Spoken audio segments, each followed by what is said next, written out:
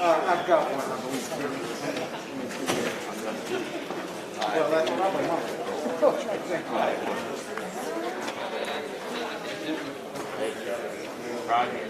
Yeah, I know you would. Just take it over to her. Yeah. Everything goes there. Is that a different letter? Yep. Second letter. Got me. Sorry about that.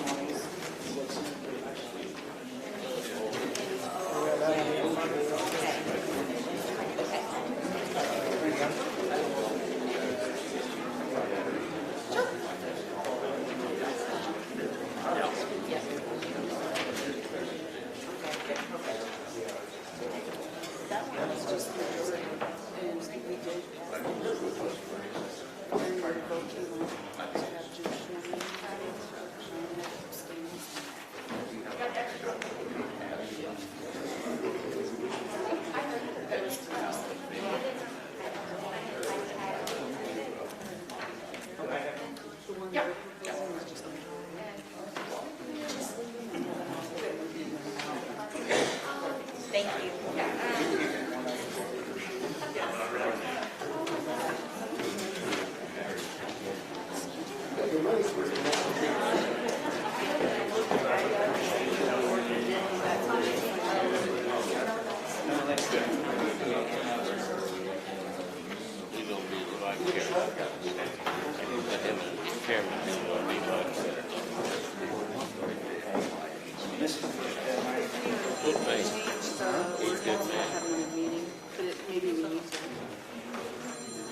Thank you very much. This week, first of all, The opposition against him. One for the opposition against him. I think it's okay if it's just board review. This is Bobby wants to attend with us. There's no section. Bobby, are you there? And you want to attend the meeting remotely? That's tourism. That's tourism. Nicole's looking right now. The statute is under the meaning that it permits attendance by means other than physical presence, but you have to rule by how you done it. So the majority of the public body may allow members to attend meetings by other means only employees with the consent allowed by the rules established by the public body. How many hour meeting it is? Figured 11 o'clock. No kidding. Yeah. Since we don't have remote attendance rules, there's no mechanism for remote attendance. Okay. They don't get double time. All right, thanks, Bobby. Yeah. After 4 or 3 hours should be double time. I'll call this meeting to order. We'll start with roll call. Oh yeah, it does say that here first. I'm sorry. My bad. Prayer. Want to do the prayer first? Paul, would you like to do the prayer first? Yes, sir. Thank Thank you, you. Lord, for this beautiful day that you have given to us. Thank you, Lord, for our comrade Rod Height tonight, Lord, as he is suffering from COVID. We ask, Lord, that you will touch his body. Lord, we ask you tonight, Lord, if you will be with Brian Kaufman, Lord, our acting chairman or acting vice chairman. We ask, Lord, that you will help him in leading us in this very important board meeting. In Christ's name we pray. Amen. You could have said that before I messed up at the very beginning. I would have appreciated that. So let's do the Pledge of Allegiance. I pledge allegiance to the flag of the United States of America and to the republic for which it stands, one nation, under God, indivisible, with liberty and justice for all. And I'm not one to use a microphone. I've been told I'm a loudspeaker to begin with, so if anybody cannot hear me, I will use the microphone at that time, but if I don't have to, I would greatly not appreciate it in the beginning here. Thank you. Roll call. Okay, Kenny Barr. Here. Barbara Bennett. Here. Mark Bennett. Here. Teresa Bain. Here. Paul Candidate. Here. Brian Kaufman. Here. Dennis Durnovich. Here. Jesse Durbin. Here. Gary Gergany. Here. Rod Height. Larry Lenz. Yes. Robert Orman. Gary Patterson. Here. Derek Piercy. Here. John Poe. Here. Robert Simpson. Here. Jeff Slifer. Here. David Switz. Here. Don Tate. Here. Lynn Williams. Here. All right. Approval of minutes from the August 12th regular meeting and the August 19th special meeting. Need a motion to approve? Probably two motions, one for each. Any next motion? Is there a second? Second. Second here. All in favor? Aye. All opposed? How about for the August 19th special meeting? Do I have a motion to approve those? Barb? Second?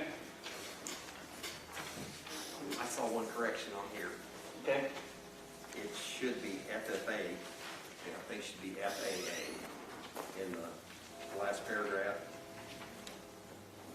Oh, okay. I will, Further right. I will correct those. Okay. Yep. And then I'll second. Okay. All those in favor? Aye. All those opposed? All right, moving on to number 5, election of the board chairman. I'll open up the floor for nominations at this time. Gary? I nominate Brian Kaufman. Second. Okay. Any more nominations?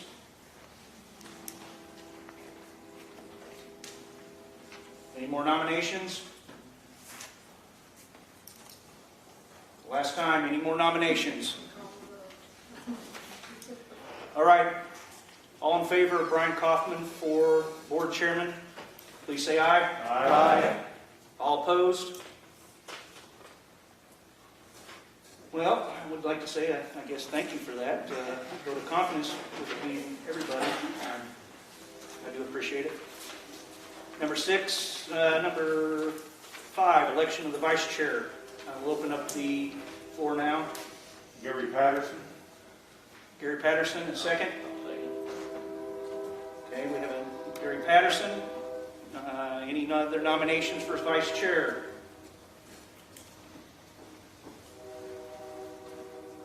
Any other nominations for vice chair? Last call. Nominations for vice chair. Seeing none, we'll proceed to vote for Gary Patterson. All those in favor, say aye. Aye. Opposed? All right. Thank you very much, and I look forward to serving all of you. All right, number 6, we got Sherry Burcham and Yolanda Nation here with an update on the Extension Office and 4-H activities. Please come forward, please. I was told it would be good to stand there. Is that You stand wherever you feel comfortable. okay? All right. Is the microphone if you Go like ahead. it? I think I'm pretty loud, like him. So I think you are too. yeah. Thank you very much. I'm Sherry Burcham. I'm with the University of Illinois Extension as a family life educator, but I'm actually here tonight as our interim county director. We are beginning a search for a new director very soon. We just want to thank you for letting us have a few minutes of your time because we know you're busy, but every so often we come and give you a little update of what's been going on in Extension. You do contribute a good sum of money toward our budget, around $73,000 every year, which we greatly appreciate, and it is very vital that we have those funds to continue with our programming. I wanted to give you an update on the state does provide match for that money. And first of all, to let you know that fiscal year 22 that just started and fiscal year 21, we have been approved in the state budget, which is a great thing. But sometimes the better thing is that they release the money and we actually get it, which happened for fiscal year 20 that ended in last June. We did get all of our money. In fact, they ended up matching about 83 cents on the dollar, which was super. Because, you know, it fluctuates all over the board, and we've had a few years in the past, they didn't release it at all. So that was super good, and I'm hearing that they're getting ready to release fiscal year 21's very soon as well. So I wanted to give you that update on, you know, how well your money is being invested, and that we appreciate it.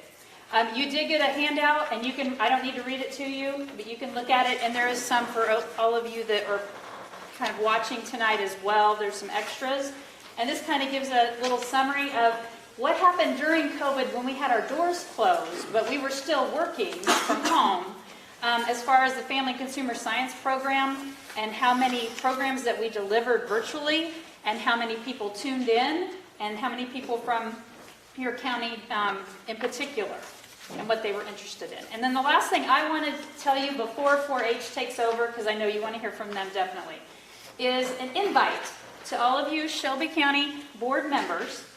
We are going to be hosting a poverty simulation at the Windsor School District October 29th. And this is for all of the school personnel, school board members, but also we wanted to extend that invitation to city officials there in Windsor and county board members as well. What and time? That is 12:30 to 3:30.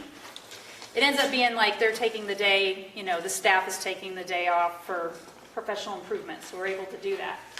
And this gives a little explanation of what exactly is a poverty simulation, but if you've never been a part of one, please try to come, because being engaged in that and seeing what it's like from the side of someone that has limited resources and all that they have to go through to try to make ends meet and try to make things work, it is an eye-opener. It truly is. And we've had agencies that work with these people day in and day out that participate, and those people, they even admit how much it has shed a lot of light on the situation. And so we just want to extend that invitation. And then at the very bottom of that handout is my email with my name, and please email me if you're interested in being a part of that, of just being a participant, okay, and coming and experiencing that. We would love to have you. Okay, so now I know time is short. I'm going to turn the rest of it over to 4-H. Thank you, Sherry. You're welcome. Thank you.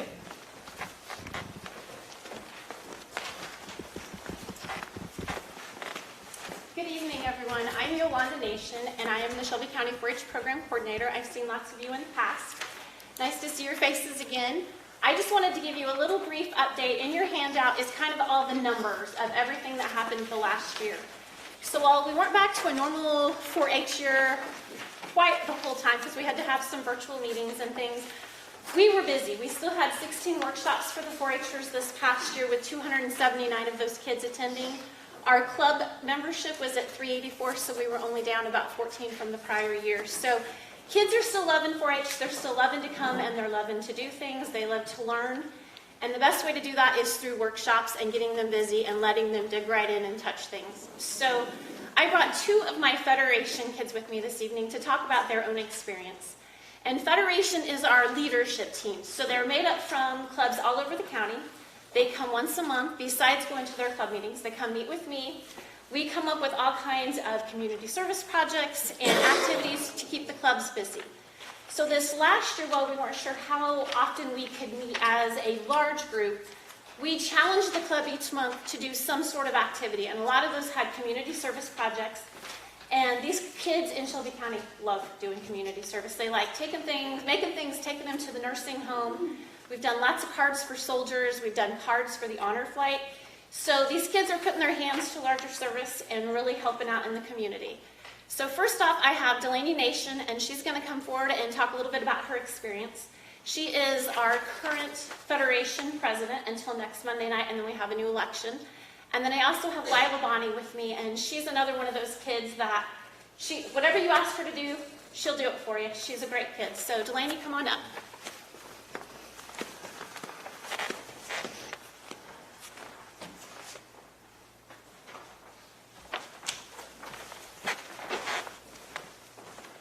Hi, my name is Delaney Nation. I am starting my 10th year in 4-H. I have served as the past year as your Federation President and also the Silver Spurs 4-H Club Vice President.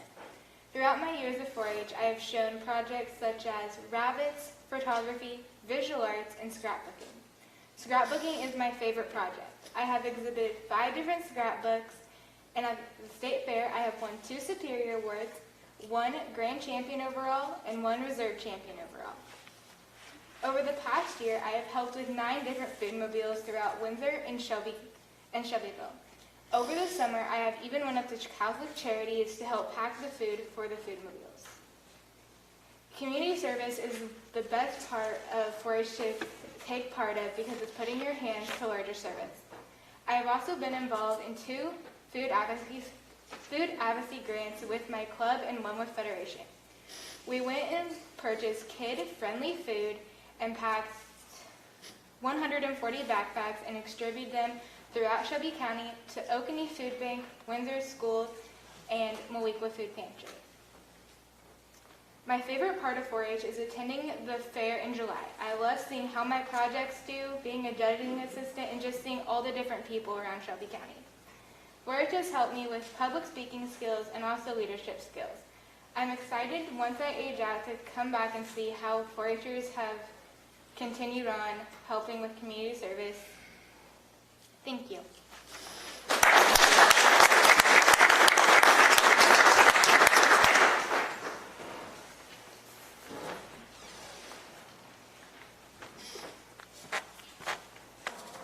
Good evening. My name is Lila Bonnie, and I'm starting my 7th year in 4-H and my 5th year in 4-H Federation.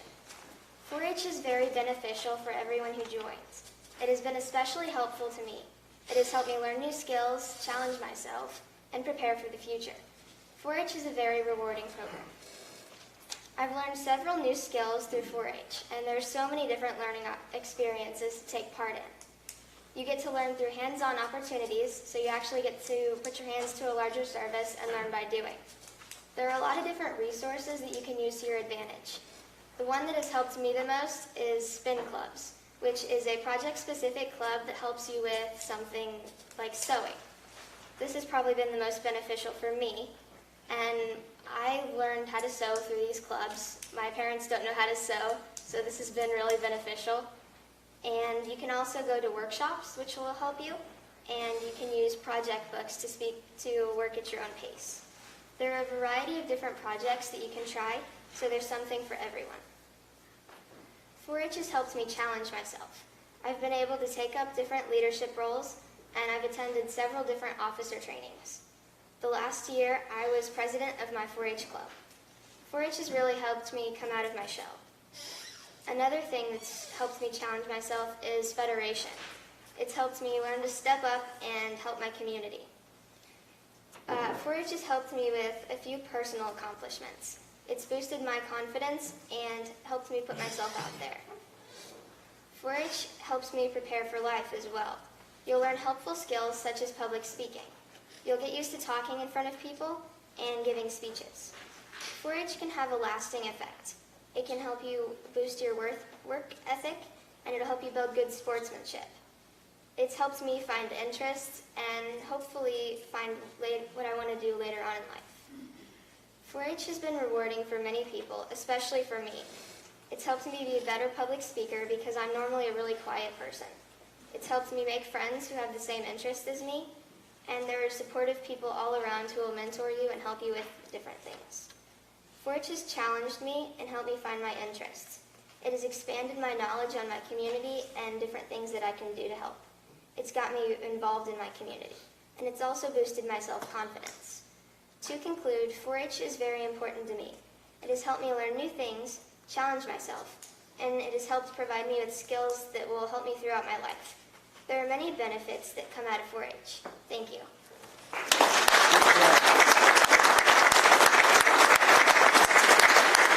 Ladies, thanks for everything you're doing.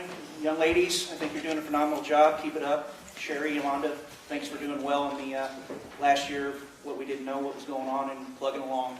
We appreciate it. Thank you very much. And we also just want to comment that the sewing teacher is sitting right here. That just got to talk about the sew.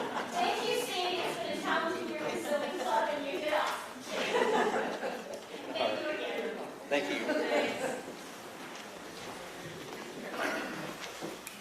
All right, we're going to move on to public body comment. I'd like to remind everyone, I believe at the last board meeting, we had initiated a 5-minute time limit. I will have an iPad up here with 5 minutes on it. When you start, I will start it. When it gets to 0, you're done. Any questions? All right. I'll open the floor for public body comments. Yes, ma'am. I see on the agenda item number 22, you're discussing and voting on the velocity for payroll, timekeeping, and human resources. I know it was introduced at the last meeting. My understanding is the county spent $50,000-$60,000 on the new program that's been instituted in the county for less than 6 months. And maybe before you spend another thousands upon thousands of dollars, you should work to try to get the program you have, to get that to work and iron out the kinks and things in that program. Because it sounded like a lot of the departments weren't, I don't want to say doing what they were supposed to do, but I think a lot of people didn't know what their responsibilities were. So I just think before you go spending more money, try to work with the $50,000 or $60,000 on the program you have. Thank you. Any other? Yes, sir. My name's Cody Bridges. I'm a retired deputy from Shelby County. Retired about a year ago. And I understand that you guys are going to appoint Sean McQueen tonight. And I'm all for this. I've worked with Sean. I started in 1993. He was a part-time officer in Windsor at that time. I worked with him several times in Windsor. He was the head person at the cultivation center north of town. I worked with him there. I worked with him in the sheriff's department. He is a very good candidate, and I strongly suggest he be appointed sheriff at this time. Thank you. All right, thank you, sir. Yes, I can see a hand back there. I can see the person.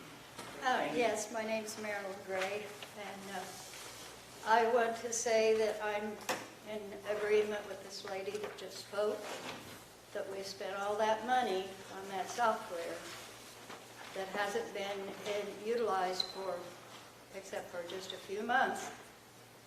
And we're trying to cut expenses, so why would we turn around and waste that $50,000, whatever it was, I know it was in that range, and buy another program when we haven't given this one a chance? That spending dollars that I see is just wasteful. I think there's too much waste going on, and that's one very big one. Thank you. Yes. Also wanted to speak on the same subject there.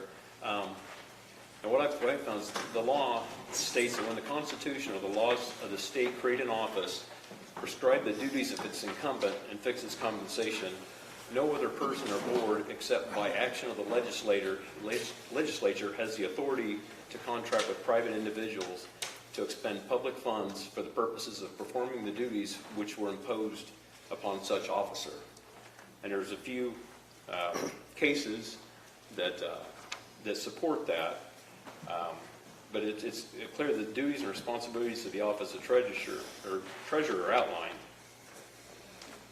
And I don't want to see us get into a situation where we're violating law because you have a personal problem with the person that's been elected. The resolution of that is is not violating law, it's through elections, which, if we have a problem with any one of you, we have the same procedure for that, through the elections. Thank you. Thank you.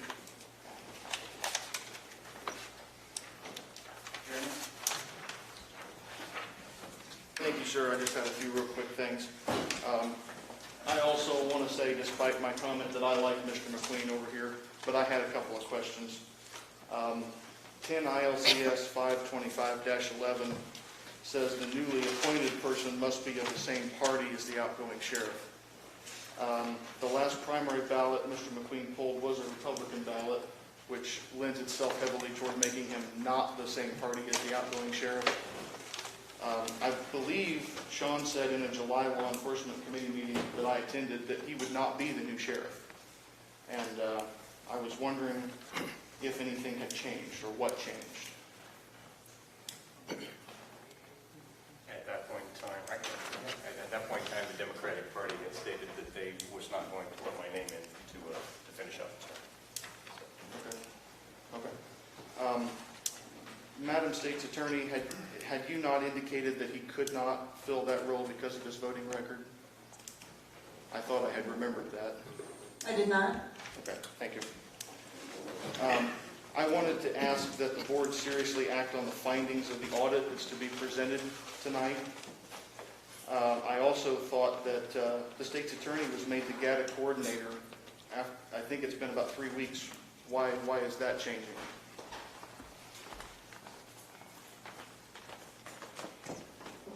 I am the GATA coordinator. That's not changing. There's a quality control questionnaire that I have to submit as GATA coordinator. I cannot submit it until the chief financial officer of the county, which is the treasurer, attests to the accuracy of my answers.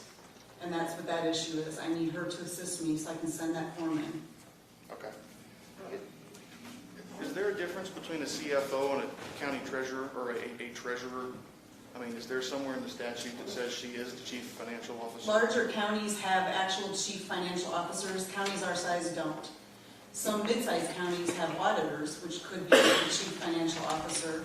Our county only has the treasurer. We don't have an auditor, and we don't have a chief financial officer. What the form I need signed or verified requires is that the chief financial officer or the equivalent thereof attests to the accuracy of my responses. I have it filled out, it's ready to go, but I need her to attest that the answers I provided are correct. If they're wrong, I'll change them. But without an auditor in this county and without a chief financial officer position, she is the chief financial officer, so I need her cooperation. Okay, thank you. Just one last question about the electronic payroll, the outsourcing of payroll. In the past, the AFSCME contract had not allowed for electronic payroll. Is that going to change to allow that? AFSCME indicated during our negotiations that they do not object to electronic payroll, but they want the department heads to be in charge of the final say of what hours have been worked. But they do not object to electronic payroll. Thank you. Thank you. Yes. My name's Dane Burkhead. I work for Shelby County Sheriff's Office. I'm the jail admin at this time. I kind of want to comment on Sean McQueen being the sheriff. I've been through several sheriffs, being at the sheriff's office for 12 years. I have seen our morale be very, very low. And since Sean has stepped in and taken over, it has completely changed at the department.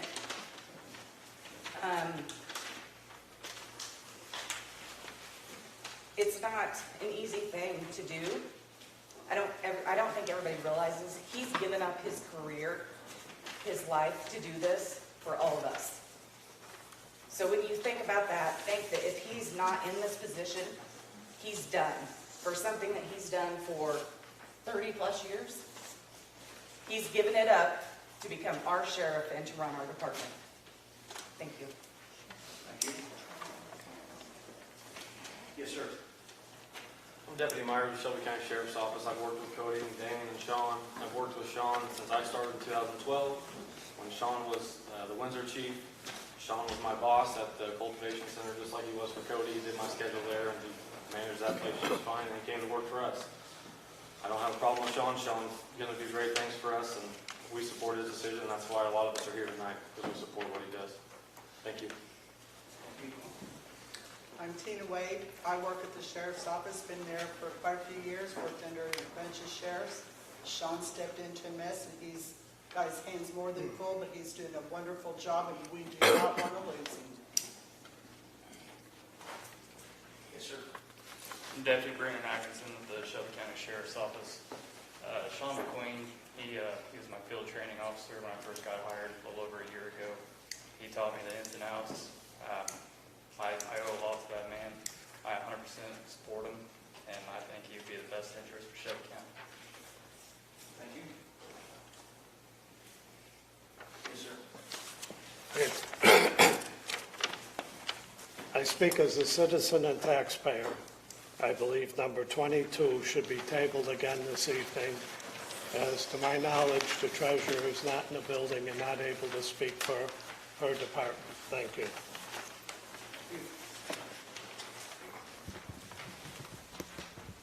Yes, sir. My name is Quincy Wood. I'm here also in support for Sean McQueen to step in and continue the role as sheriff for Shelby County. Thank you. Yes, sir. My name is Quentin Reed. I'm a correctional officer for Shelby County here. In the short time that I have worked for Shelby County, when the prior sheriff had stepped down, Sean did step up. He has changed a lot there. Like I said, in the short time that I've been there, he's the leader that I want around 100%. Thank you. Thank you. Yes, sir. I would like to ask that you move item number 9, 10, and 11 prior to number 8. I think new board members should be permitted to vote on who the new sheriff is going to be.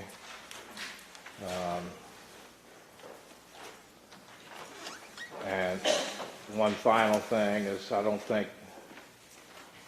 got nothing against the guy that's going to end up being sheriff. I fully understand that he's going to be voted to become the sheriff, but deputies in uniform politicking for a replacement sheriff is just, not proper in my opinion. Thanks. And I do believe, I concede with what you said, the new board members should be allowed to vote for the sheriff. So, yes. I just want to put it out there that I'm not into politics. I'm not politicking anything. This is my career. This is where I work. This is where I make money to take home to my kids. This is not politicking. I've known Sean forever, and this is who I want to run this department.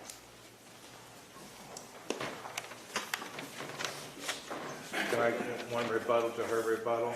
One time. I would be perfectly happy if you guys would have showed up in cities and spoke your mind. I've got nothing against that. It's no different than a member of the military saying, hey, I want, Joe Biden to be my president. They can't do that. And I think it should be the same with you guys.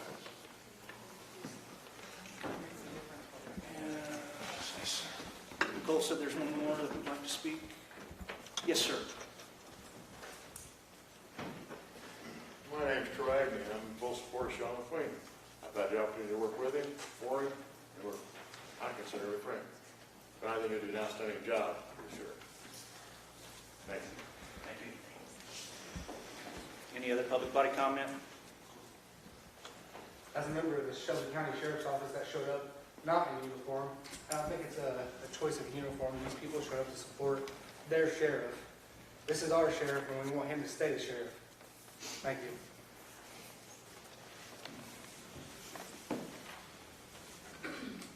Any other public body comment? Any other public body comment?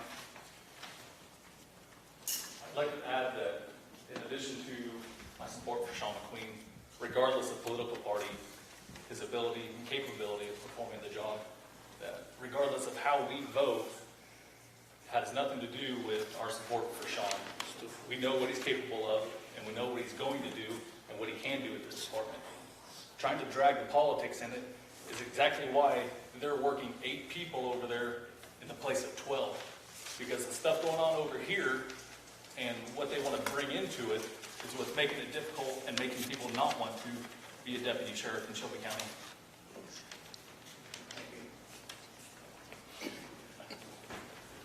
Any other public body? Any other public body? Last one.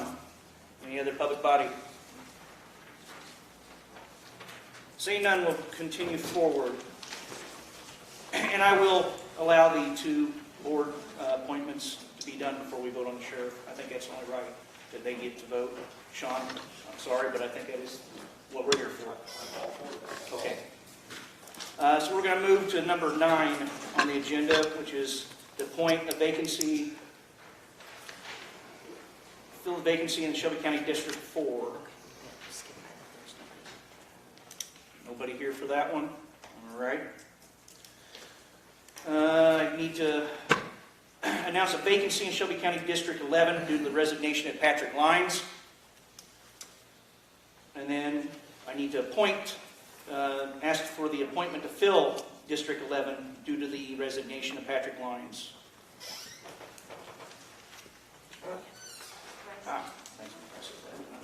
All right. So we're going to ask to appoint Julie Edwards to the position of District 11 board member. I apologize, Julie. So,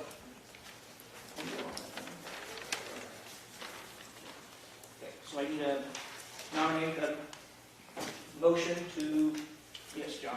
Motion. Second? All those in favor? Aye. Aye. All those opposed? Congratulations. Thank you. I knew you had to swear in. I had to get through all that.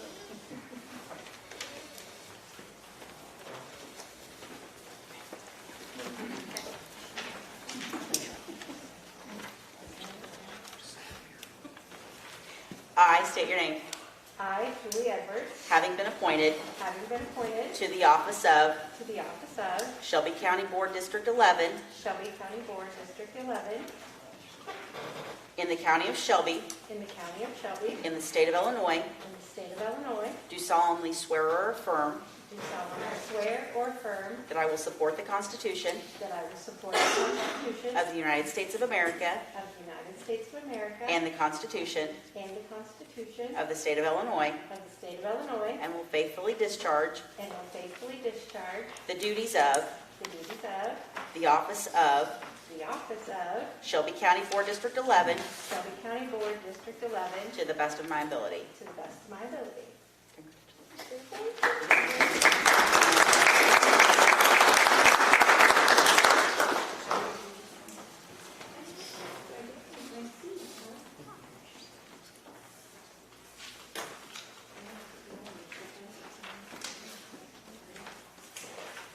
Congratulations, Julie. Thank you.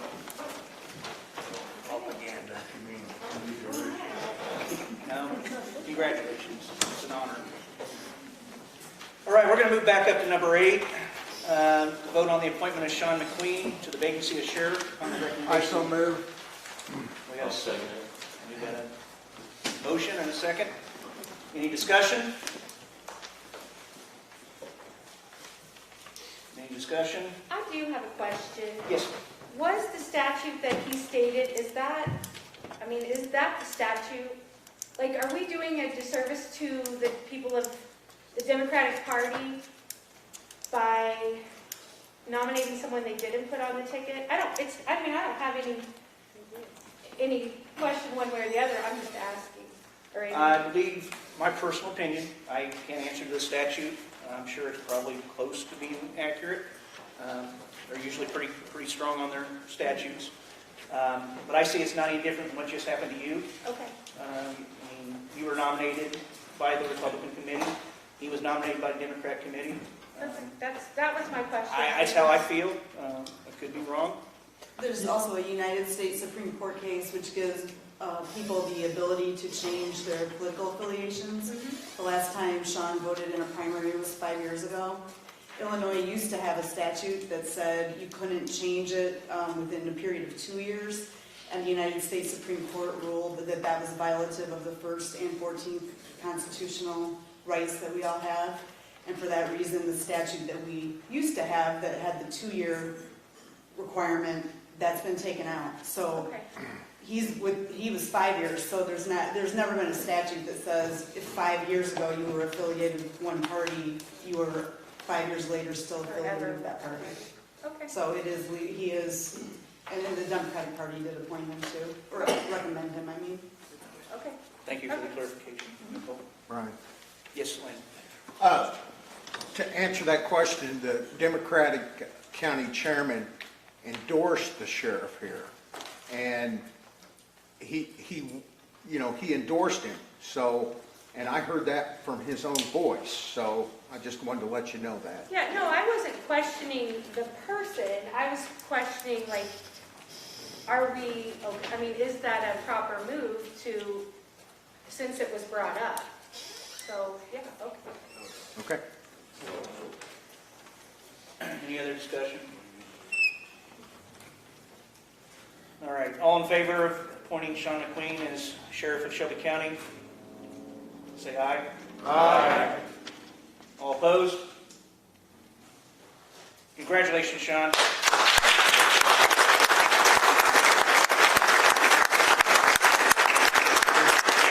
Thank you very much. I want to thank the employees that have shown up tonight. That's very much appreciative of your guys' support, the ex-employees that showed up. The county board members, your guys' support has been absolutely unbelievable. I want to thank each and every one of you. The citizens, as I've came to these meetings, you guys have been absolutely very responsive with me.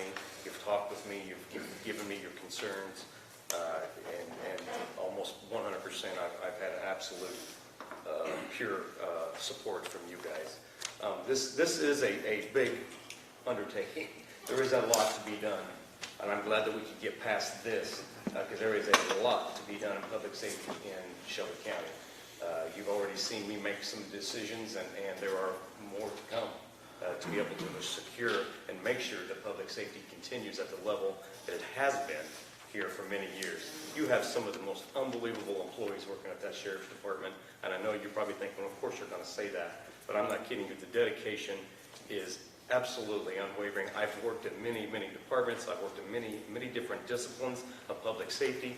They are absolutely some of the best employees I've ever seen. Their dedication is purely solid to have the best interests of you guys as citizens. Thank you so much for giving me this vote of confidence. I'm going to do my best I can for you all. Thank you.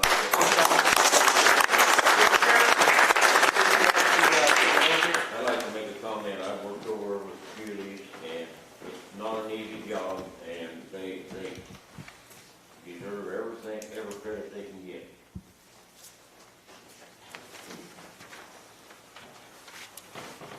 Raise your right hand. I state your name. I, Sean McQueen, Having been appointed to having been appointed to the office of Shelby County Sheriff the office of Shelby County Sheriff in the county of Shelby, in the county of Shelby, in the state of Illinois, in the state of Illinois, do solemnly swear or affirm do solemnly swear or affirm that I will support the Constitution that I will support the Constitution of the United States of of America the United States of America and the Constitution of and the Constitution the of state of Illinois, the state of Illinois, and will faithfully discharge and will faithfully discharge the duties of the office the duties of the office of Shelby County Sheriff of Shelby County Sheriff to the best of my ability. to the best of my Congratulations.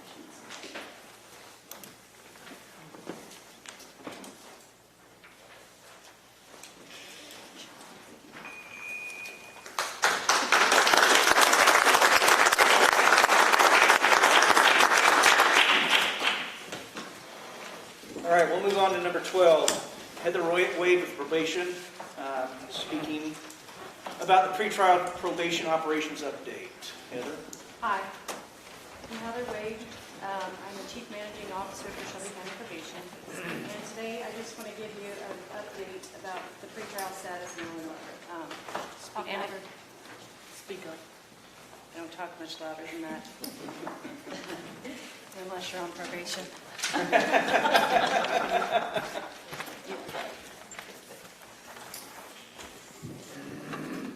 should have took FFA. I'd probably talk a little better in public. Again, I'm Heather Wade, Chief Managing Officer of Shelby County Probation. 2 years ago, I came to the Budget Committee and requested the approval to hire a pretrial officer for Shelby County. I don't remember, there were a few of you that were here at that time. It's changed a lot in those couple of years. This was a grant-funded position that Shelby County Probation had applied for, and we've been awarded by the Administrative Office of the Illinois Courts. With the board's approval in December of 2019, our office hired Amelia Omasorge as our pretrial officer, where she has served since that time. Amelia has not only conducted all pretrial duties, including bond reports, risk assessments, drug testing, electronic monitoring, but she has also supervised the juvenile probation caseload in Shelby County. The pretrial position allocated that 75% of her duties were to be solely utilized for pretrial services, and 25% of her work duties be utilized for probation services. After review of the caseloads for all officers, Amelia was given the juvenile caseload last year. At that time, she supervised approximately 11 youth on probation or court supervision. As of the end of August 2021, she is currently supervising 21 youth on probation or court supervision. She completes JRA assessments, case planning, social history reports, drug testing, home and school contacts, and the overall supervision of those cases under my direction. So I know that doesn't sound like a very big caseload, but juvenile probation is a totally different beast than adults. We're looking to work with those kids, work on their cognitive behaviors, change their abilities, and try to not let them become adult criminals. So 21 is a pretty good caseload on top of her pretrial duties. Historically, a juvenile caseload compared to an adult caseload is much lower, just on the sheer services you have to provide for a juvenile. But on August 20th of 2021, I was notified along with all probation CMOs and directors in the state of Illinois that the Supreme Court had ruled to separate pretrial services from probation services. The decision stated there would be a new operational structure under the direction of the AOIC. The purpose was to establish consistent statewide pretrial services. And I think Jessica put a copy of the new structure in everybody's packet. That's kind of an overview of what's going on. Prior to the ruling, pretrial services has always been under the statutory authority of the chief judges. So the chief judge is my boss. They're in charge of pretrial and probation. With the new reforms in the 2021 Safety Act and the amendments to House Bill 3443 signed into law, the Supreme Court conducted a study and determined the best way to move forward with pretrial services. These changes will begin with legislative changes placing the statutory authority of pretrial services under the Supreme Court. So that means the chief judges will no longer be over pretrial. They'll be directly reporting to the Supreme Court. They'll actually have a whole new division of the administrative office. I know probation is kind of a separate beast. We stay downstairs. Our salaries are determined by the state. So that we are basically controlled by the chief judges and the AOIC. So pretrial is now going to be taken, separated from probation. So all pretrial responsibilities will be removed from probation departments all across the state. So this isn't a Shelby County thing. This is every county in the state. So at this time, Shelby County has been allocated funds for the next fiscal year. So the funding runs until September 1 of 2022, our fiscal year, and the position will continue to be funded 100% by the Administrative Office of the Illinois Courts and the Supreme Court. At this time, my office is expected to continue operating as usual until full implementation of the new operational structure takes place.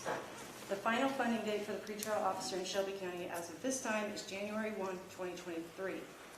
Though the actual anticipated date for the hiring of new state pretrial officers is July of 2022, depending on whether the operational structure is up and running.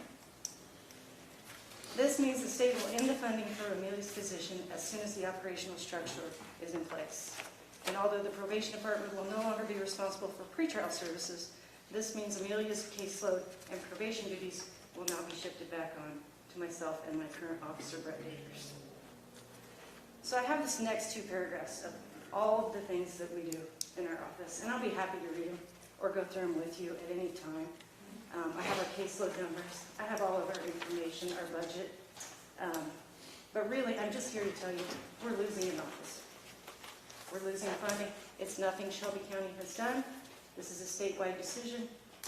It was fought out between several departments departments, the Supreme Court made a ruling, and for my office, that's it. Once they rule, we're done. Amelia's an extremely hardworking kid. This is like a hard hit to my office, not only for her duties, but she's a very dedicated employee. The funding, though, is now gone. So I would request to meet with maybe the budget committee and come up with any kind of possibilities for funding. I have some ideas. I don't know if they'll work, but I don't know if I could be invited to the next budget meeting to maybe discuss. I don't know if we have a budget committee or if it's an executive committee. Executive. So I would just like to come talk about the possibilities. And like I said, if anybody wants to ask about the numbers, the budget, I've got it all here with me if anybody has any questions. If not, I just wanted you all to know what was going on. Well, I'm sorry to hear that. Hopefully we can find a remedy. Well, there's always Not guaranteeing anything. There's always possibilities, but like I said, the county funds a portion of our budget. I believe it's $74,000 out of the $205,000 that I request every year. So that $74,000 is simply for operational. They're required by statute to provide a secretary, an office, phones, supplies, things like that. The rest of our budget is funded by probation service fees. Our salaries are funded 100% until now by the AOIC and the Supreme Court. So we have a relatively small budget in Shelby County out of, I don't know what the total budget is here, but the total we request from the county this year was $74,000. So out of your entire budget. So I would hope that just someone would sit and talk with me and see what possibilities we have out there. I've got one question for you. Could we maybe meet with you in like December on this, or is that too late, or, I mean? The issue right now is whether I keep the officer or not at all. Okay. They will be implementing this by July. There's no question in Okay. my mind. They keep saying January 2023, but every time I go, it moves up. She knows she's looking for a position somewhere else if she needs to. She's smart, she's young, she's got her degree, she can do lots of things. It's changed some things for her, but she's handling it well.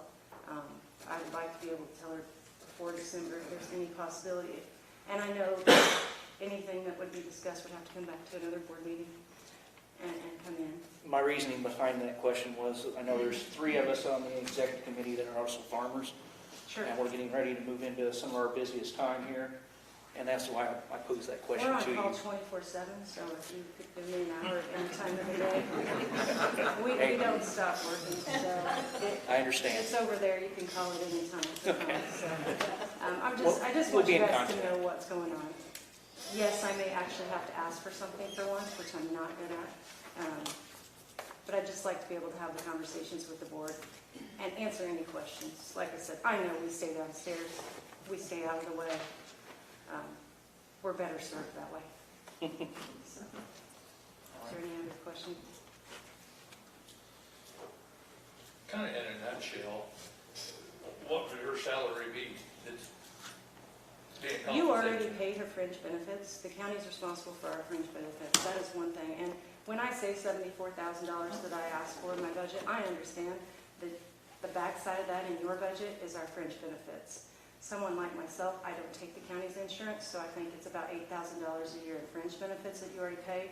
Someone that takes the insurance, I believe, is around $18,000 for fringe benefits. That includes everything.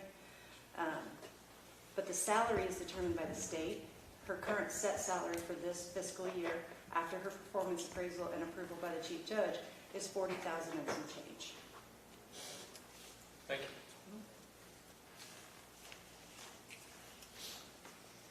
Thank you all for listening. I appreciate it. And if you have a meeting, you can send me a message. Will do. Thank you, Heather. Thank you.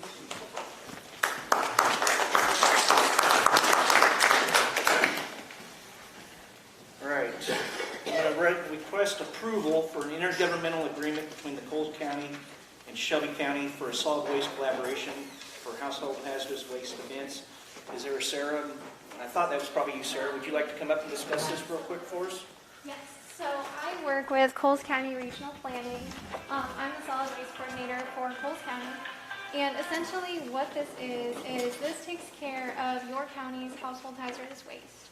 That's anything from pool chemicals, lawn chemicals, paints, like asbestos, things like that, that are not safe, that can't go in the trash. So the state, particularly the Illinois EPA, is reformatting and changing their HHW program. It used to be by county application, and it would be renewed on an annual basis. But now they are talking about doing away with applications, and they want to consider holding events with smaller counties like ours grouping together. So, for example, they're creating essentially HHW hubs. Champaign is one of them, Peoria is one of them. But essentially, if we could collaborate and group together, then we would not be considered a hub necessarily because they've already set those aside, but they are considering essentially giving our region an HHW event next year and possibly every year to come if we can essentially get enough populations together. So that is all this is about. The actual agreement just kind of lays out, you know, that we have consistent messaging to the public about what is allowed at these events, that we collaborate together, and we don't essentially try to fight for events to be in specific areas over others, that we work together with Coles County and the IEPA to be able to get these sustained long term so that we can continue having HHW events in our area. Yes?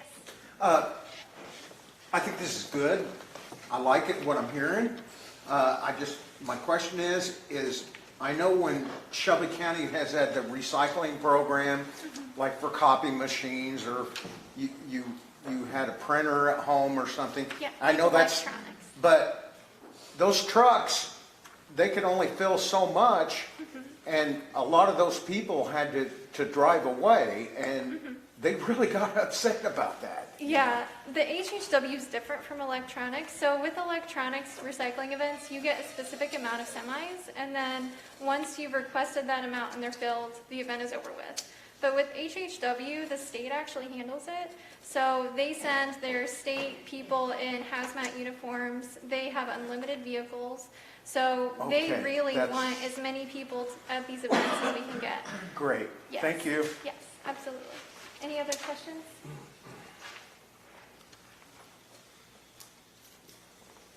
I need a motion to accept this intergovernmental agreement between Shelby County and Coles County. Barb, is there a second? I'll second. Discussion? Anybody have anything on it? I think it's great for the county. It gives our residents some place to possibly get rid of some of their stuff, and hopefully it becomes a yearly event. I really hope it does. All those in favor? Aye. Aye. All opposed? Motion passes. Thank you. Thank you very much. You have a great evening. You too. All right, now I'm going to ask that David Fowler and Crystal Freeze with Weston Company present the audits. All the board members have an audit report. Do you mind if I grab a chair and pull up the right side? Do you mind if I grab a chair and pull them in?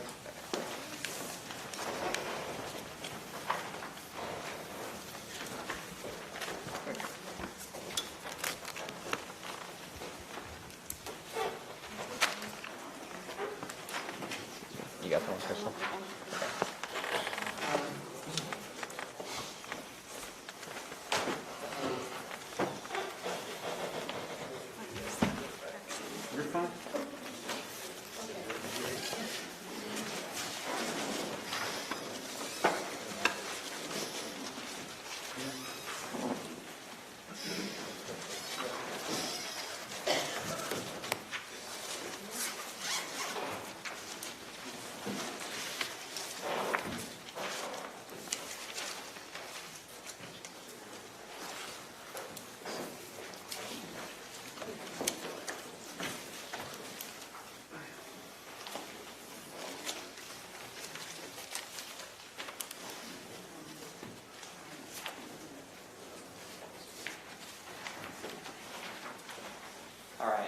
Good evening, everyone.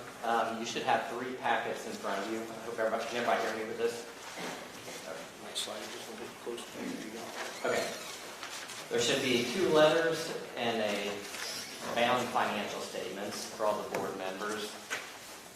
One letter is a letter to governance, which there's some auditing standards, has some required communications that we're going to present to you. A second letter is a management comment letter, and that's items that are suggestions or minor deficiencies that go below internal control, and we'll get into that later, but below material weakness or significant deficiency. And the third item should be the actual financial statement packet. Tonight, I'm going to go review the 3 letters that's in the packet, that's Weston Companies. With those 3 letters, there's 2 audits that we do. One's an audit of federal money, and the second is a financial statement audit. Before I get to that, though, like I said, I'd like to introduce Crystal Freeze. She's a supervisor on the audit, and she does a lot of the field work. And my name is David Baller. I'm a partner with Weston Company. First of all, I'd like to thank everybody for giving us the opportunity to perform the audit. So the first item we are going to go over, I've mentioned there's 3 letters. The first letter, I believe, is on page 7 that we're going to review, and that's the audit of the federal money.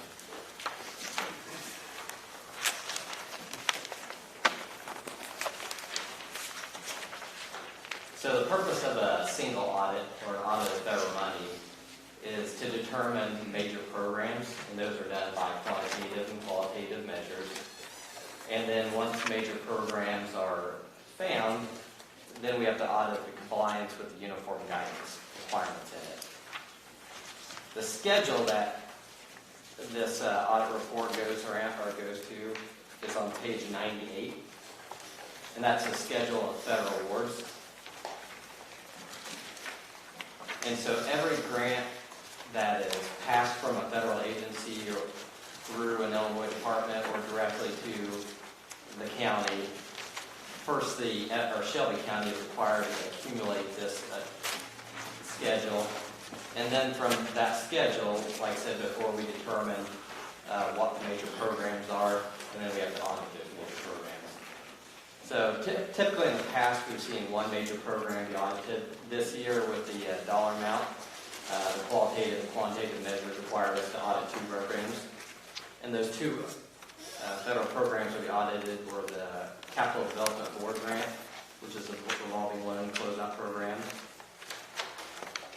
And the second one was the 5311 Operating Systems Grant. So for those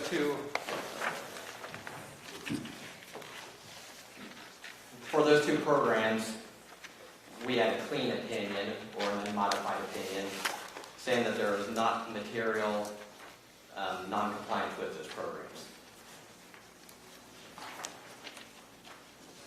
The second section we're going to go over now is the financial statement section, which is typically what you think of when you have a financial statement audit. The purpose of financial statement audit is to make sure there's no material misstatements or provide reasonable assurance there's no material misstatements on the financial statements. So, in non-jargon, we're making sure that the notes and the amounts in the financial statements don't have a material misstatement from what's presented. All governmental entities are required to present their financial statements in 2 different ways. One is fund financial statements, and the other is government-wide statements. We're going to be flipping back and forth a little bit, so kind of keep your hand on a few statements here. But looking at the table of contents, the fund financial statements, I'll go from them first, start on page 19.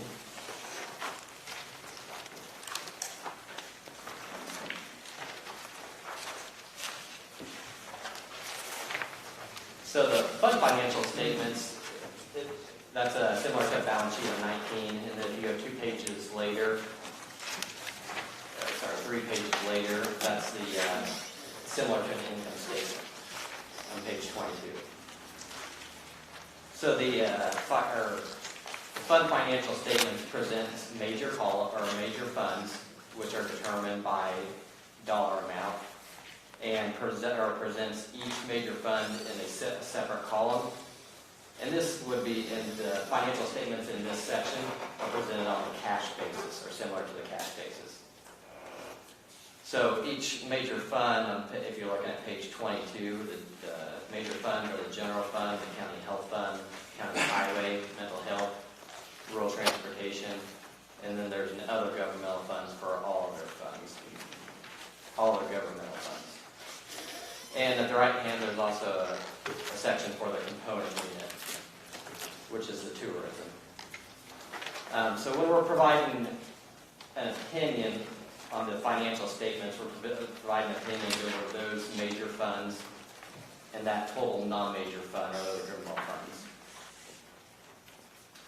In addition to that, like I said, that financial statement is presented on the cash basis or similar to the cash basis. There's also a set of financials that's presented on the modified cash basis, which starts on 16 and runs to page 18.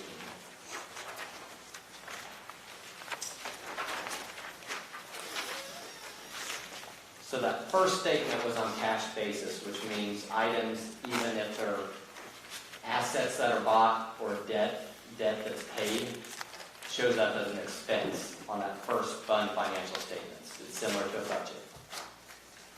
These next statements, which are government-wide on page 16, they take all the governmental funds, put them into one column, combine in one column, and then in addition, the capital assets are shown as an asset and depreciated.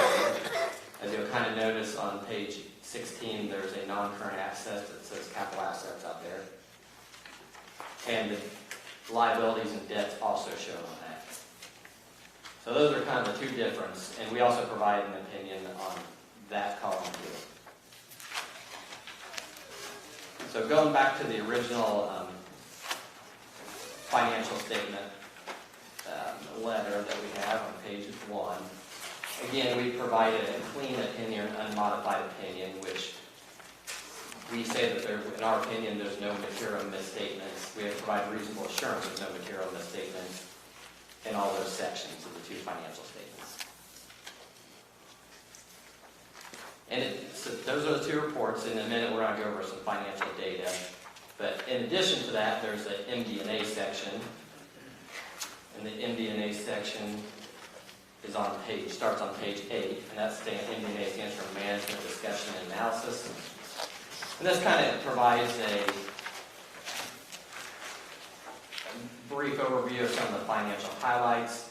It kind of describes the overview of the financial statements, how I describe them. If you look on page 8, it has government-wide financials, and it kind of gives a summary similar to how I did it. On page 9, it says fund financial statements, and it provides a statement similar to how I did there. And then it provides a section for notes to financial statement, which the notes to the financial statements kind of summarize or provide more addition to just the numbers on there. And there's also a kind of a capital asset analysis, long-term debt analysis, and a couple of financial analysis also of the funds and for the government line.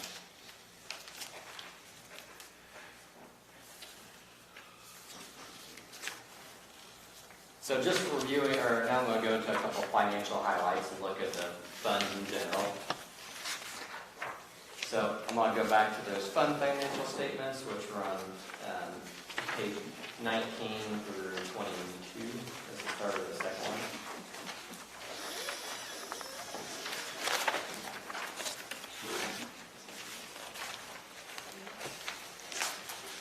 And actually going on to page 23,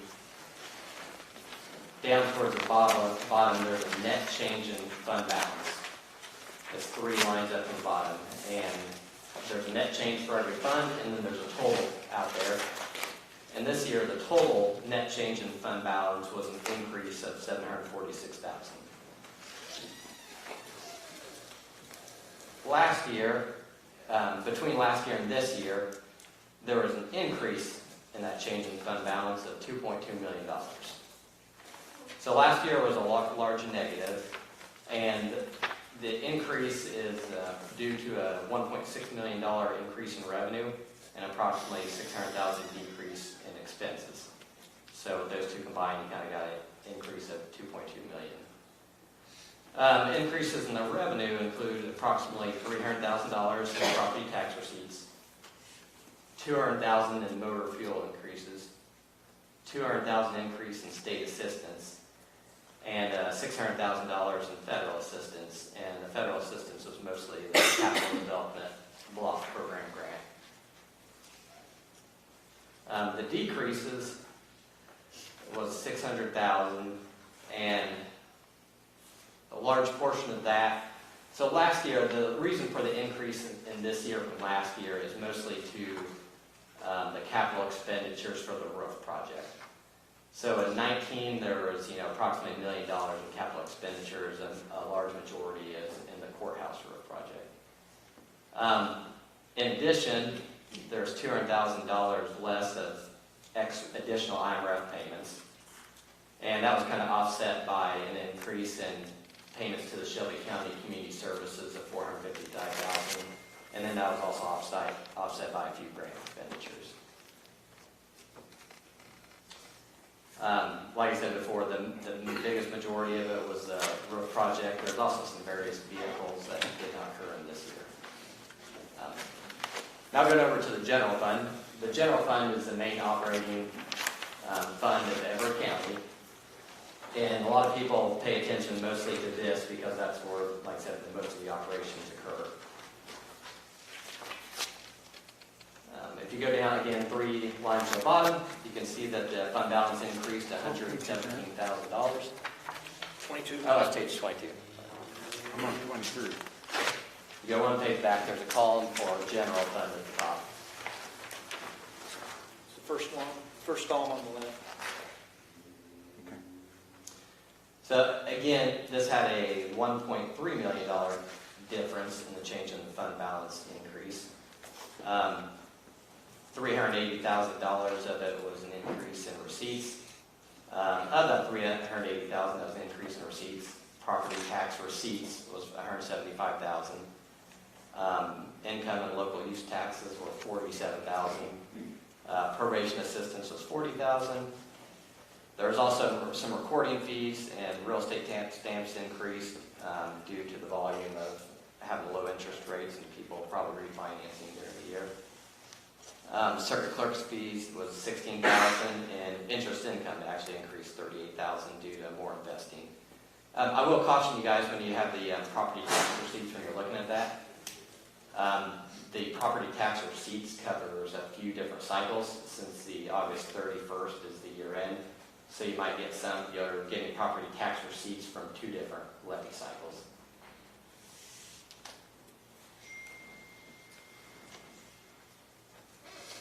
And again, so of that $1.35 million, there's about $380,000 in increase in receipts, but the largest driver of that increase of 1.3 was about $90,000 in expenditures decrease. And again, we talked about that when we talked about the total. We talked about it is due to the mostly the capital outlay, roof repairs decreasing from last year to this year.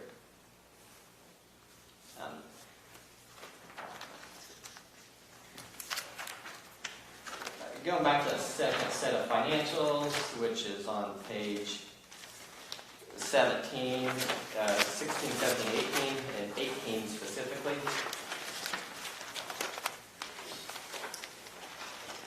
Three lines from the bottom.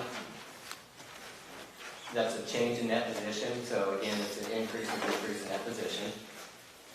And this is taken into, like I said, the difference from this change in fund balance to this change in net position is due to the depreciation items being capitalized and depreciated and debt. So that's why before we had a different change in fund balance number, we're going to see a change in net position number here. But some people like to use that change in net position as kind of a gauge of how county or entity is doing. Through the Shelby County, it's kind of fluctuated over the last 4 years.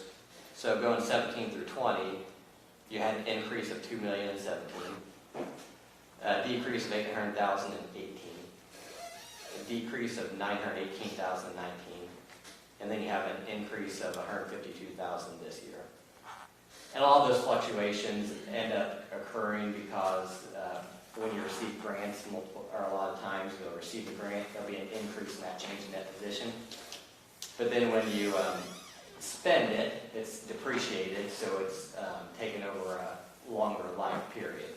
So you won't see a big decrease. So in the years when there's lots of capital grants or new grants that are for equipment items, you'll probably see that change in that position number increase.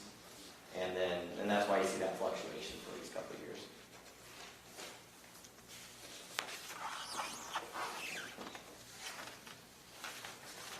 Does anybody have any, before I go on further, does anybody have any questions over kind of the financials in these three columns, or any questions over what makes up those? I forgot to mention when we're talking about these financial statements too, we talked about there being two sets of financials. There's also a reconciliation that shows, what the change in fund balance is, what the change in net position is, and then what makes up the difference between those two. So if you have any questions on what makes up those two, they are right after the fund financial statements and the reconciliation.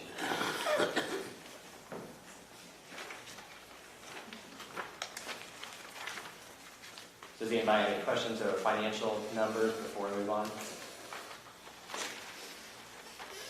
Okay. Yeah, the biggest takeaway again from that is, in our opinion, we provide a clean opinion or unmodified opinion saying the financial statements are not materially misstated. Okay, so we've been over two reports, been over a federal single audit report. We've been over the financial statement report. And in addition to the financial statement report, there's a second report that goes with the financial statement audit. And this one describes what the scope of our testing is regarding internal controls. It's on page 4.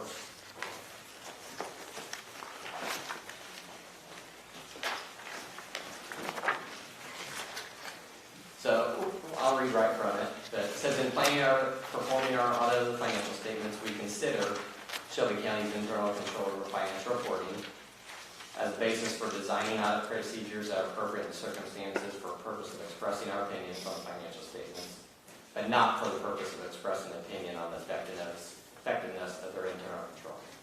So we look at internal controls, which means the procedures, the individuals, the qualifications, the information, how it moves, to design our audit procedures, but we don't provide an opinion on it. However, if we come across any, while designing our audit procedures, if we come across any of those items, we have to determine if they're a material weakness, a significant deficiency, or just a regular deficiency. This report also describes what a material weakness is versus a significant deficiency versus something less than that, which is on page 4. It's the third paragraph down.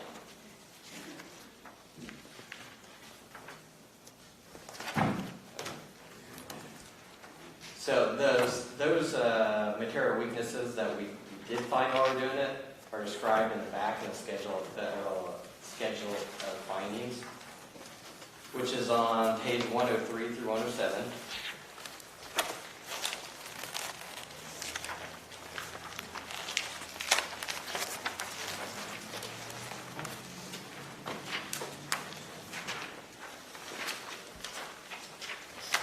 So the first finding is actually on page 104.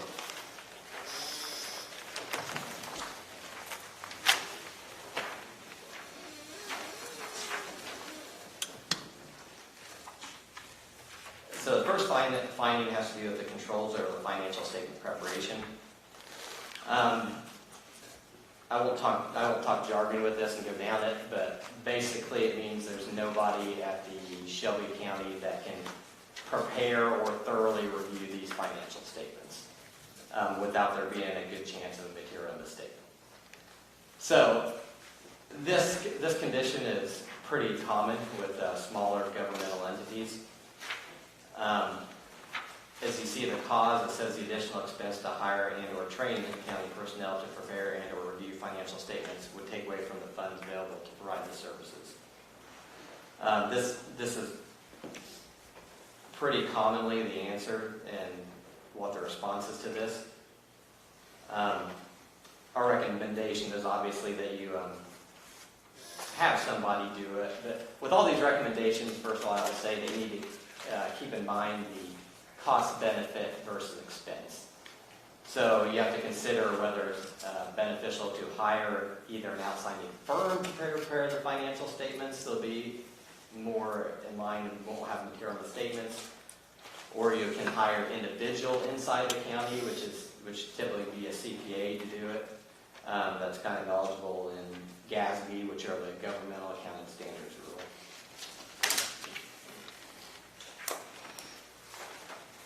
So the corrective action plan right now, and a lot of these, this one, the name of the contact person is Bobby Orman. And he, like I said, the plan for that was to, at this point in time, to accept the degree of risk associated with the condition because the additional expense to hire and or train personnel to prepare the financial statements would take away from the funds. Anybody have any questions over that?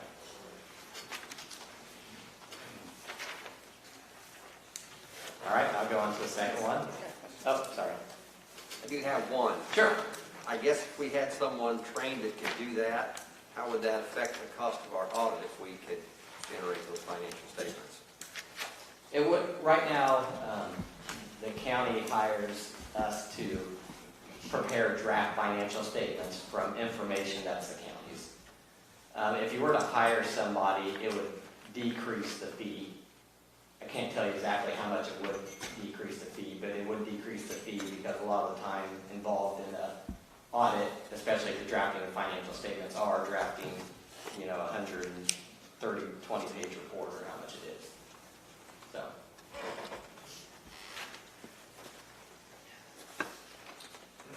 All right, the second finding is over the health department salaries and wages to grants. So GATA is new within the last few years, and it's effective for all federal and state awards. GATA establishes all grants. Federal pass-through grants are subject to the requirements and the uniform guidance. The uniform guidance requires charges for salary and wages to be supported by a system of internal controls which provide reasonable assurance that the charges are accurate, allowable, and properly allocated. It also requires records to be used to support the distribution of salaries and wages if the employee works on multiple programs. It further states that the budget estimates alone do not qualify as salary for support and wages, expenditures, charges to federal and state grants. So going down the second paragraph, the condition, approximately $285,000 of wages and salaries were charged to various grants and pass-through federal pass-through grants, which received approximately $350,000 in grant revenue. The allocation of salary and wage expenditures was supported by scheduling and assigning a time to staff to those grant programs, which alone does not provide reasonable assurance that the charges are accurate, allowable, and properly allocated. The cause of management believes scheduling and assigning time to grants programs alone provides reasonable assurance that charges for salary and wages are accurate, allowable, and properly allocated. The effect, obviously, if the grantor agency came in, they would provide you, and they agreed with the finding, they would provide you time to correct the finding. If they came back to you multiple times and you never corrected the finding and they made an issue of it, they could reduce grant funding eventually. Is the ultimate.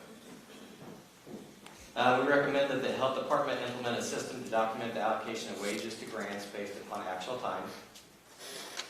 The responsible officials' response, management disagrees with the finding and recommendation. Support for this is a fiscal administrative review is completed by IDHS in August 2020 with no findings related to this matter.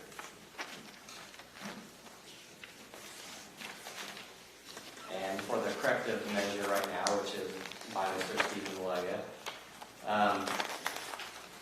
management states its allocation plan is approved by IDHS and we'll discuss methodology upon future reviews and upon future reviews with grantors.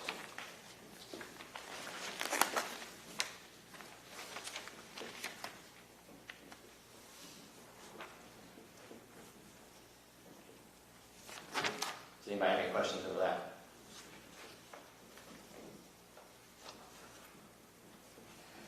Yes. From your initial rough draft that you presented a month and a half ago to the executive committee, your findings have not changed as far as that preliminary report you gave them, none of the documentation has changed, if I understand correctly? I'll tell you the one that did change from the beginning of it, but I don't think anything changed with this. Maybe a little bit of wording in there, but the same goes.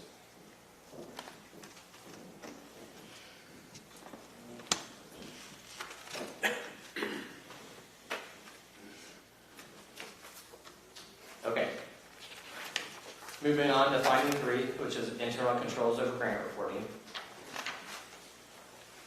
As a recipient of federal pass-through awards, Shelby County is required to prepare a CFA, which is a schedule of federal awards, which we talked about earlier, and per the uniform guidance, and a CFR, which is a consolidated year-end financial report. So that report is a new report within the last 2 years that the state requires you to accumulate all grants, and I'll show you where that's at in a minute, in compliance with the Grant Accountability and Transparency Act, which is GATA. So the GATA report is on the last page, which is page 114.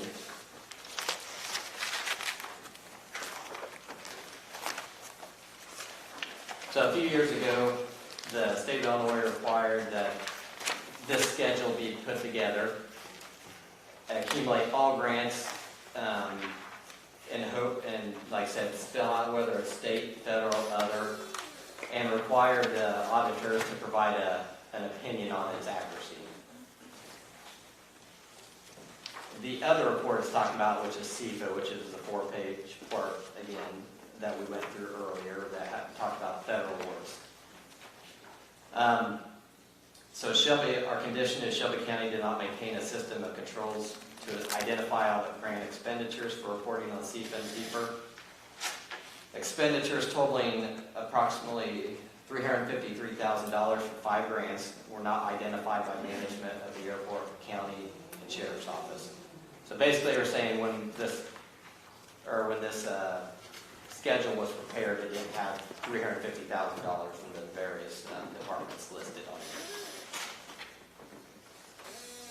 Currently, each department within the county is responsible for reporting their grant expenditures on the CFA and CFR. Airport, county clerk, and sheriff management were unaware of the reporting requirements. Again, the effect or potential effect would be if the state agencies or Illinois came in here, pushed an issue to get corrected, and you guys didn't correct, it could lead to possibly not providing grant funding to you or to hold grant funding. So our recommendation is the county implement a system of controls to identify all grant expenditures. Kind of boilerplate wording, but basically my recommendation would be, or what Weston County's recommendation would be to have an individual, we'll call him a GATA coordinator, or not says it has to be, but a GATA coordinator, just have an individual with overall responsibility to prepare the report. And that individual would probably do procedures which may compare the information to last year just to make sure it's complete and accurate. Gather information from the departments to make sure the schedule is complete. The CFA is the exact same scenario where somebody needs to be responsible for that with overall responsibility so they can actually have the final schedule for us before it comes to us to make sure it's complete and accurate. Because we do this, the CFA and the CFR, those two items, the GATA one, we both provide opinions on that. So we have to provide an opinion that the schedules are accurate. Does anybody have any questions over that one? Who normally does that? Who normally does that? Who normally, I mean, for all the It's- counties? For the one I've seen, it's all over the board. Sometimes there's an individual that's on like a board. I've seen a board administrator do it. I've seen somebody from the health department. I've seen, I think, a treasurer. So it's kind of all over the board. Who would have access to all the numbers though? It's difficult getting access to those numbers, and that's the problem with the CFR and CFR when it came out, is because most financial statements don't accumulate the grants inside of them. So it's almost, even though somebody has overall responsibility for them, that individual has to coordinate with all the departments to gather all the federal expenditures and gather all of the Illinois expenditures. So even though somebody has overall responsibility, it's more of a coordination role.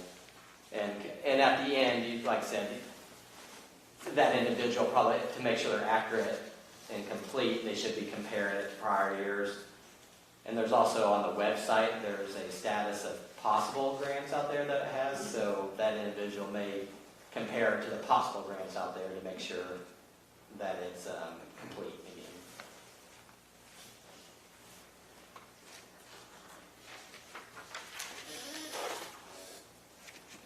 Yeah, and I haven't seen these systems that accumulate the grant activity across the whole county yet. So, like I said, the ones I've seen, everybody just has one who kind of gathers the information as more of a coordinator involved in it.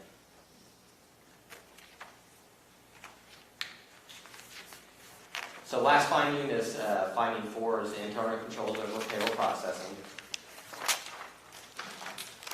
Shelby County is required to maintain a system of controls over the payroll process to comply with laws, regulation, and union contracts to prevent misstatements due to error fraud. So our condition is Shelby County did not maintain an adequate system. Several instances of payroll errors occurred, including comp time off was not tracked by the county clerk or county circuit clerk. A sheriff employee accumulated sick time in excess of what is allowed in the union contract. A sheriff employee received $600 in wages without substantiation of hours. And terms of the union contracts for the dates that vacation and sick time are earned were not followed in most departments prior to June 2020. So I might kind of go these one by one of these several instances and kind of give the corrective action and the cause. So for the first one, comp time off was not tracked by a county clerk or circuit clerk for a portion of the year. The clerk and circuit clerk were unaware that they need to track these benefits. The office of the circuit clerk began tracking time off in 2020. The county clerk no longer utilizes comp time.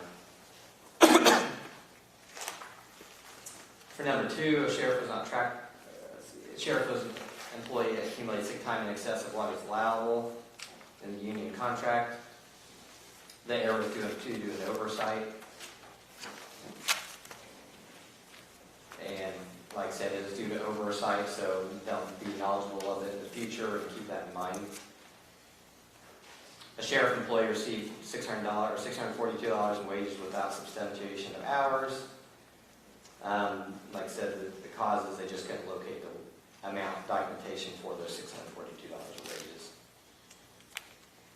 For number 4, the terms of the union contracts for the dates that vacation and sick time are earned were not followed in most departments prior to June 2020. The union contracts, the cause is the union contracts expire to August 31st, 2021. And the department, some of the departments changed midway through the year, kind of in coordination with the payroll policies. A lot of the departments that did not change at that time was due to the union contract expiring in August 31st, 2021. And they didn't want to change the procedure since it's likely the terms of the contracts will be effective September 1, 2021 to reflect current practice. So again, like I said, for those individuals, the offices of the health department, sheriff, circuit clerk, supervisor assessments, and animal control plan to negotiate terms that reflect practice in the union contracts that will be effective September 1, 2021. That one's kind of scattered, and for that one, a lot of the instances aren't material, but just the amount of instances is why we have a material weakness finding of it, because of material weaknesses, it could lead to a material misstatement. For a recommendation for all these ones, payroll is a complex and kind of unique process. You can implement controls to function that in a few different ways. One way, if you want to take it internally, we suggest coordinating that and kind of centralizing it in one office.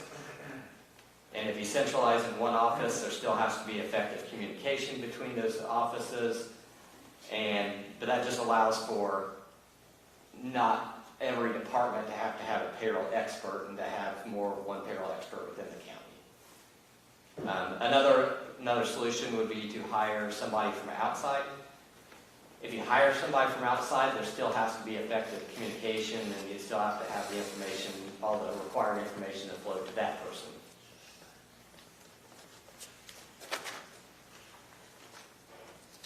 So, anybody have any questions over that finding? Or recommendations, or any of them? I have a question. Sure. The $642 in wages, are you saying there wasn't a timesheet for those wages? I don't And they believe just so. got We were not paid? provided one. No. You were not provided one? Right. Okay, you requested one and then they couldn't find the timesheet, is that what you're saying? Correct.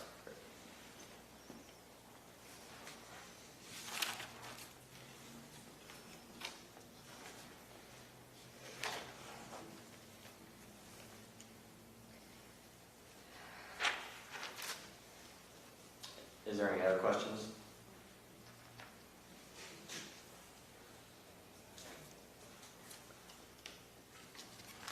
So at the beginning of the audit, kind of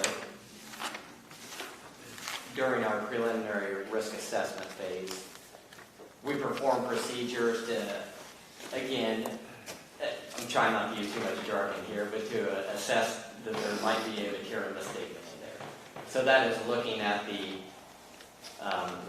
if there's any specific risk factors that might play into effect, or if the internal controls may lead to a material misstatement, like for instance, the CFA, we were talking about the CFA and CFR, but there's really no great controls. So in those instances, a lot of times we are required to do additional testing. If you have something has not little controls, but has lesser controls, that presents a higher risk that there may be material misstatements.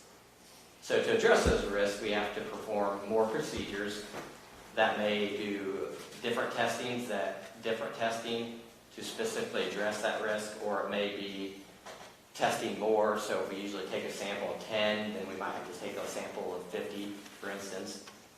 So early on in the process, we identified that these risks, and we identified a couple of these risks that we thought we'd have to do additional testing for. And at that point in time, we brought it to the board chairman and said, hey, this is going to increase a substantial amount of time in the audit for these areas. So we kind of gave them the heads up that there will be an additional billing for the additional time that's used to do the additional testing. And we had the engagement calls for $100 an hour. And originally we said we would cap it at $40,000 to $50,000 additional. We had approximately 210 hours, so it's approximately $21,000 would be the additional bill for the audit. And some of these areas that have to do that, we have to do more testing. Again, we talked about the CFA testing, we talked about GATA testing. We had to document time, personnel, cost over grants. There was investigations in the sheriff and highway department at the time. We noted that union contracts were not being complied with. And we had noted other instances of payroll errors and non-compliance with compensated absences at the beginning of the audit. So that's what went into the additional testing that happened this year.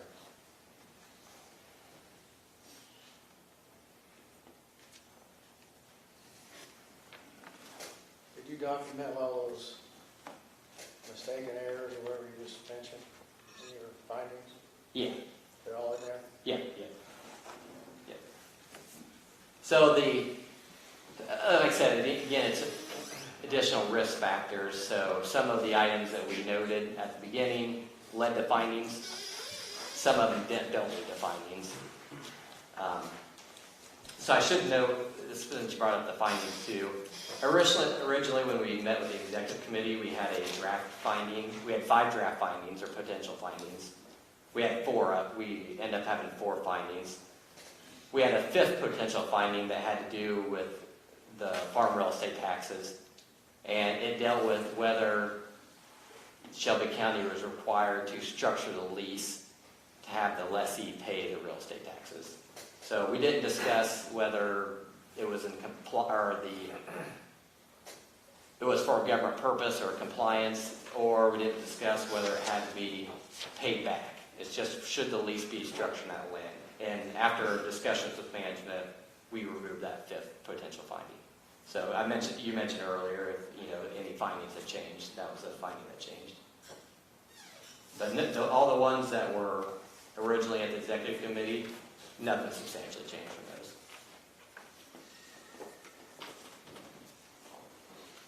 So that concludes our audit presentation. Like I said, we're work 24 I should say 365 days a year. We're not just tax preparers of this. So if you guys have any questions, you should be able to find our website and our phone number. If not, like I said, Jessica has this and Erica knows pretty well what those numbers are. So thanks again for everybody. There's a lot of work that goes into the staff preparing that documentation, and we thank the staff for all their hard work and effort into it. And yeah, just thank you.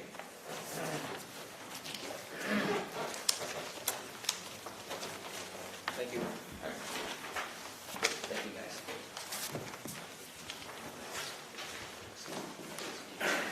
We need a motion to accept the audit as presented.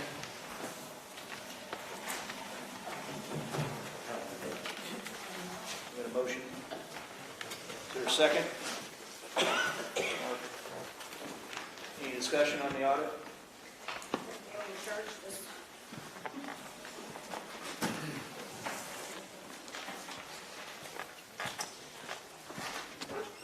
All those in favor of accepting the audit as presented, say aye. Aye. All opposed? Motion pass. All right. Move on to County Engineer Alan Spesser's highway report.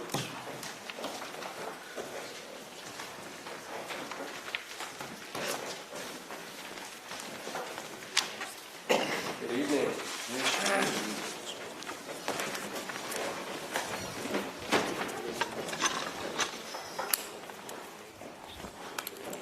Okay, this evening I have one petition, one agreement, and one resolution, and some updates. The first item I have is a petition from the Tower Hill Highway Commissioner. He has petitioned the county for aid to replace a box culvert located at 1150 North, 810 East, approximately 1 mile west of the village of Tower Hill. The estimated cost is $10,000. I am requesting, which that would be shared equally between the county and the township. I'm requesting approval to help the Tower Hill Highway Commissioner with this drainage structure replacement. Motion. Second.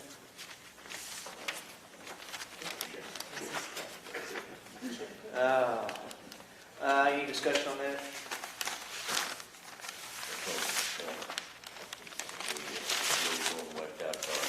Yeah, 6 feet. Pretty dangerous. All those in favor? Aye. Aye. Opposed? Motion passes. Next item I have is an agreement with Hammond and Reed Land Surveying Company. We have an ongoing agreement that expires every year with that local firm to help out the county highway department with bridge inspections, right-of-way plats, plan development, construction oversight. The existing contract expires at the end of this year. I thought I would try and get it while I'm still here, extended for another year. We're relying on that company to do a lot of the construction projects we have planned for next year. So I'm recommending an extension to that agreement.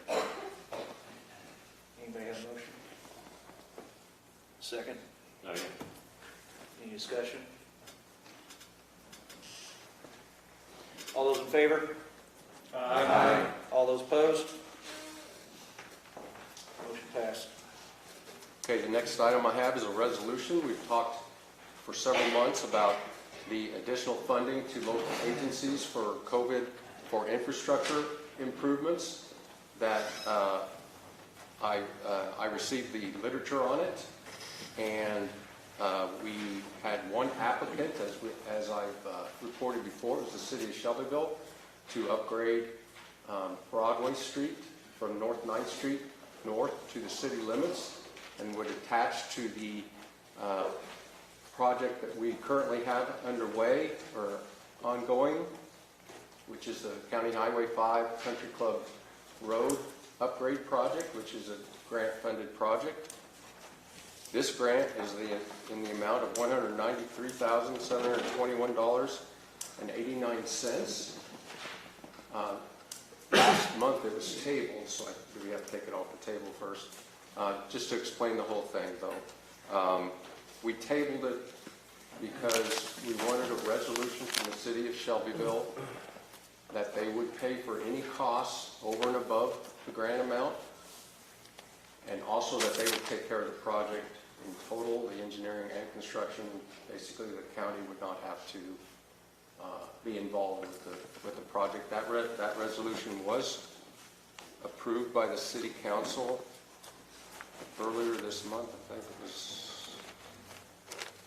16th, I think.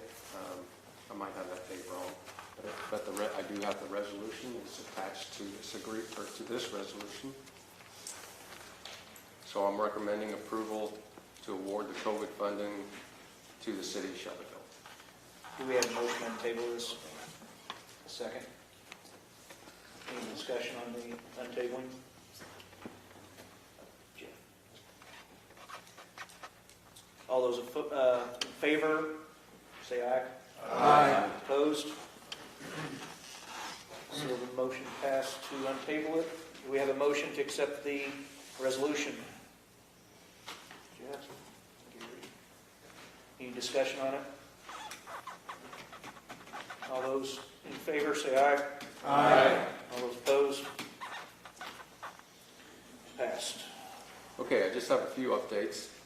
The Cowden Head Road that I've reported on for a year, I think. I reported last month that it was completed in construction. IDOT has inspected the project. They inspected it on August 12th and had no findings. That project is complete except for a final audit that has to go through on all of our projects with IDOT. But basically that project is complete. The bridge in Flat Branch Township that I've reported on and has been under construction is completed. That bridge had been previously closed due to structural deficiencies.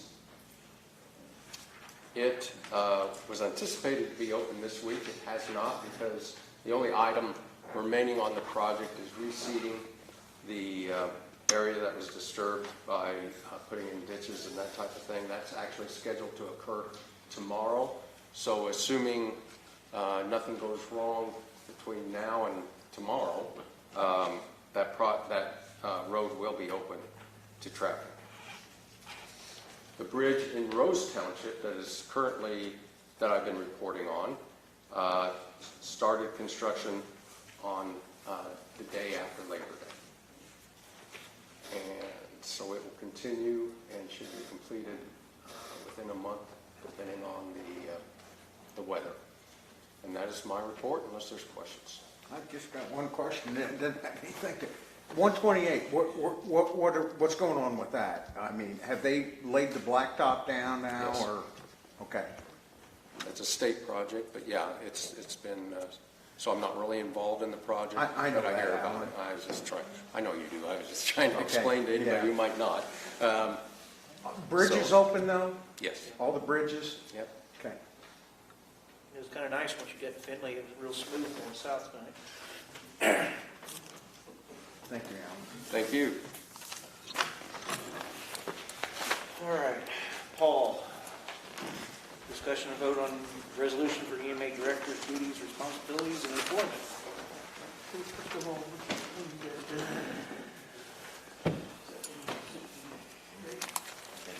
I make a motion to pass Resolution 21 for duties, responsibilities, and terms of employment of our EMA director.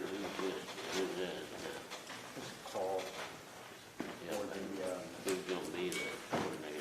Is there a second for this motion? Okay. Any discussion? Has he looked at all this? Pardon? Has the EMA got to look at all these little?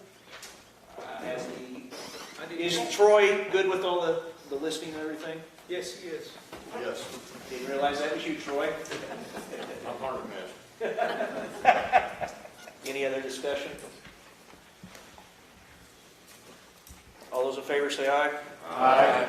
All opposed? All right. Congratulations. Welcome to the club. All right. Do we have somebody here? All right. There is a request for approval for purchase of buses in the amount of $414,205 for the rural transportation through PCOM. There's no one here to talk about this tonight. It is all grant money. It's basically just going to be a pass-through. But I personally have a couple of questions on this. I don't know if this is time sensitive or not. You do have an email from her. You want to read it? I will read it, yes. The board voted to submit a capital grant application for vehicles due to the fact that we have not had a CVP grant since fiscal year 18 and our fleet is aging and in need of replacements. With the capital grants, CEFS cannot provide the upfront money as is done with the operating grants. The county will have to provide the upfront funds for purchase of the vehicles and wait for reimbursement from the state. The total would be $373,000 for 14 passengers at $67,000 each and 26 passenger at $105,000. They are indicating lead time on vehicles is 1 year. However, the last round was 2 years plus. We will have several years to expend the funds, so we do not have to order the vehicles in 2021, but could in 2022 or even 2023. IDOT has told me that reimbursement should only take 1 to 2 weeks, but I would reasonably expect it to take a month. With this new information, I just want to confirm that the board is still in favor of submitting the capital grant. Thanks, Beth. I have no issue with this in theory, but my issue right now is we are struggling getting the GATA stuff taken care of. I don't know if that's something that they need outlaid now or in the next pay period. And if we don't get this GATA stuff figured out, are we going to be on the hook for $414,000 without any grants coming in? That's my take on it right now. Discussion amongst you guys on what you feel where we should go with this. Jeff? Motion to table. Do we have a second? Gary, seconded. Any discussion on the tabling? There's a motion on the floor to do it anyway. There was no motion made yet. We're just in We discussion. don't need to table it if there's no motion on the floor. You're probably accurate. Already keeping me in line. I like that.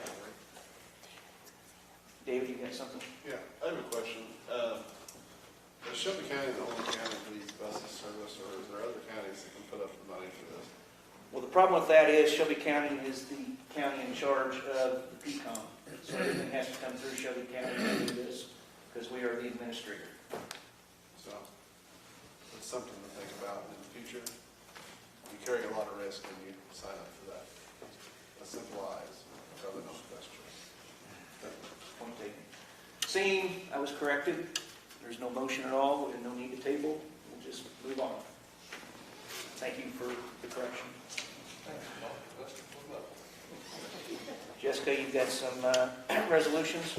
Okay, in the treasurer's absence, I am requesting approval for the transfer of parcels from the county's trustee to the various purchasers of these parcels. You should have all received a copy of these resolutions in your packet, along with the site address, if there was one available. So I am requesting approval to transfer parcel 05240313302005 to Zachary Cowden for $1,002.27. Parcel 07231618303007 to Harlan and Carol Wallace for $852. Parcel 07231618303008 to Zubin Industries for $1,085. Parcel 10013112206007 to Michael Reschke for $1,001. Parcel 11161103101004 to Piggy Bank Investment Properties LLC for $2,023. Parcel 11162900200005 to Rodney Sarver for $6,000. Parcel 23112216410003 to Joe Voiles for $818. And parcel 2409361011200112 to Amanda Whitney for $818. All in one vote? Okay.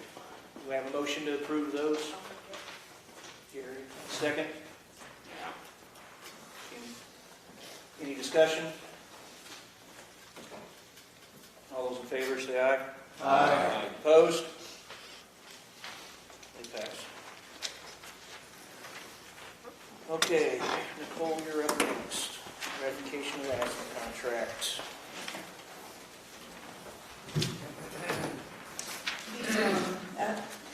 AFSCME and our negotiating committee have a proposed agreement for the board's consideration. We've been meeting for several months on this, and I think it's a contract the committee and AFSCME are both happy with. Everyone should have a copy. Are there any questions specifically about any changes we are proposing to be made? They are all highlighted in red and underlined. Most of the contract is staying the same.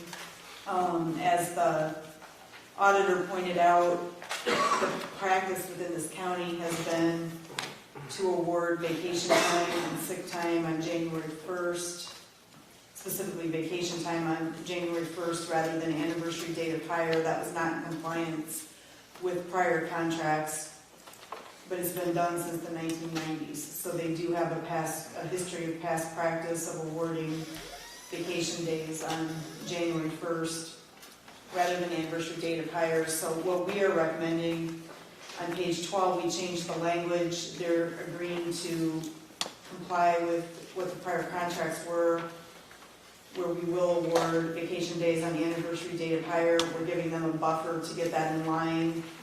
Whereas what we're proposing is that on January, they'll receive their vacation days on January 1st, 2022, consistent with their past practice. And they would have until 6 months. It will be available to use until 6 months after the 2023 anniversary date. And then they start going with their anniversary date of hire. If they were to be discharged or separate their employment, that vacation time would not be paid out. That was the compromise we reached based on, or that we're recommending based on the way these contracts have been, and it's pretty much every department in the county was awarding vacation on January 1st. I think it was done for a matter of convenience, but it wasn't following the contract to the letter. We also proposed adding at 5 years a 15 day vacation, because before it was, they got 10 working days at 2 years, then they got no bump in vacation until after 10 years. So we added 15 at 5 years and then 20 days at 10 years. And that would stay no matter how long the employee worked there. 20 would be the maximum vacation time. On page 14, it was the same recommendation with respect to the personal days, that they would get personal days credited on January 1st.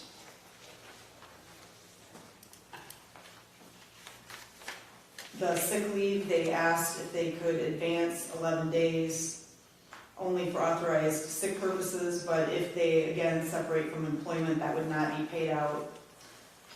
So it would be giving them the opportunity if someone suffered an illness to borrow up to 11 days for that year, but if they left Shelby County, that would not be paid out at the time their employment separated. And then the insurance, they were paying I think it was $6 more a paycheck than FOP, and nobody really understood why that was. So we agreed, or recommending that they would pay the same that FOP is paying, which is $53 per check, and that they would like to be included, at least to hear their position heard before any decision would be made about changing coverage. But they agreed, and we have that in there, that the ultimate decision, if we do change our insurance plan, that's up to the employer. They don't have a vote in that. They would just like to be heard, though, if we are changing the plan. And then we negotiated a $1 an hour pay increase for all AXME employees for the next 3 years, for the 3-year contract. We agreed to increase the starting salaries of, particularly the clerical went up to $28,000. We're proposing laborers $35,000 and animal control $35,000. Part of the reason for that, the minimum wage is going up, so if we don't increase clerical to $28,000 by the end of this contract, we will be paying starting wages for clerical at a rate that's less than minimum wage. And we're also competing with lots of jobs out there where they're paying about $20 an hour at some McDonald's, so that was part of the basis for offering the increased wages.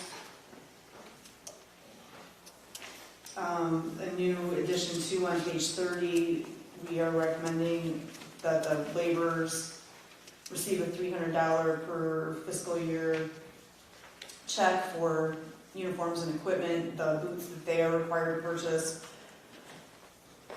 are approximately $200. We researched other counties, and most of them are giving some sort of allowance to the highway department and laborers for clothing. And that's pretty much the main changes of the contract compared to the last 3 years. So we can answer any questions if anyone has about it. The union's already agreed to they've accepted it. The union ratified it on Tuesday. Right. So we need a motion to? Yes, we would need a motion to vote on it to approve it. I so moved. Motion made by Lynn to accept the ASPA contract. Is there a second? Any discussion?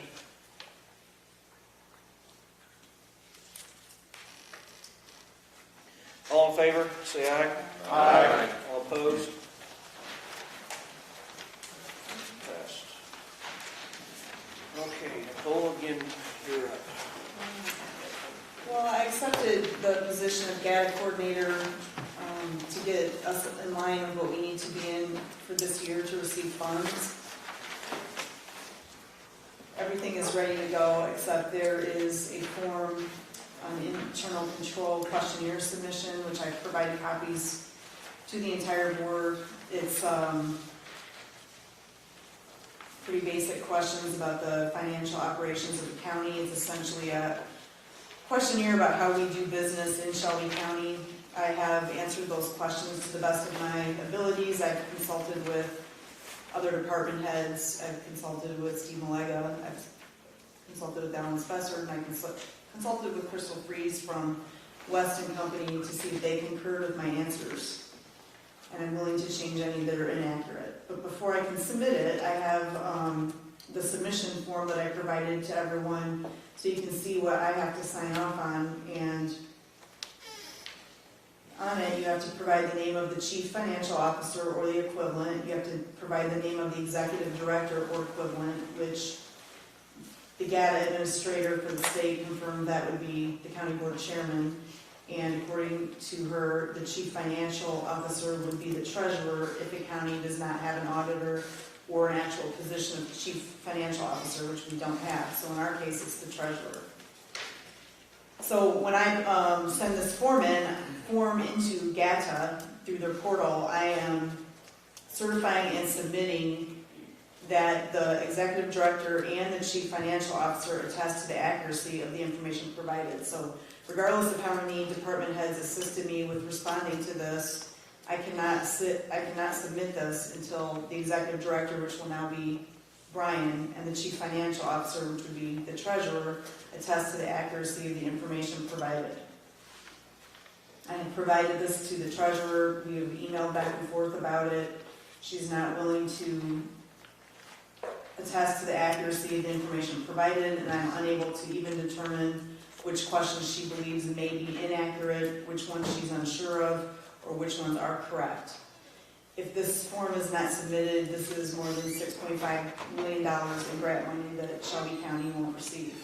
We're already delinquent, and we're viewed and documented as a non-compliant grantee. So this is an urgent matter, and I've drafted a resolution for your consideration, which cites 255 ILCS 5/5-1087, which provides that a county board may impose additional duties, powers, or functions upon county officers. I'm asking that the county board, pursuant to that statutory authority, impose the additional duty, power, or function upon the treasurer to familiarize herself with the financial operations of Shelby County so that she may accurately respond to the internal controls questionnaire required by GATA. And then number 2, to attest to the accuracy or inaccuracy of the proposed responses submitted by the Shelby County State's Attorney as soon as possible, but no later than a date decided by the board tonight. The non-compliant grantee status is troubling, and GATA so far has been very good with working with us, that they could at any point decide that we haven't met our deadline. This should have been done in May. How much money were we going to lose? More than $6.5 million.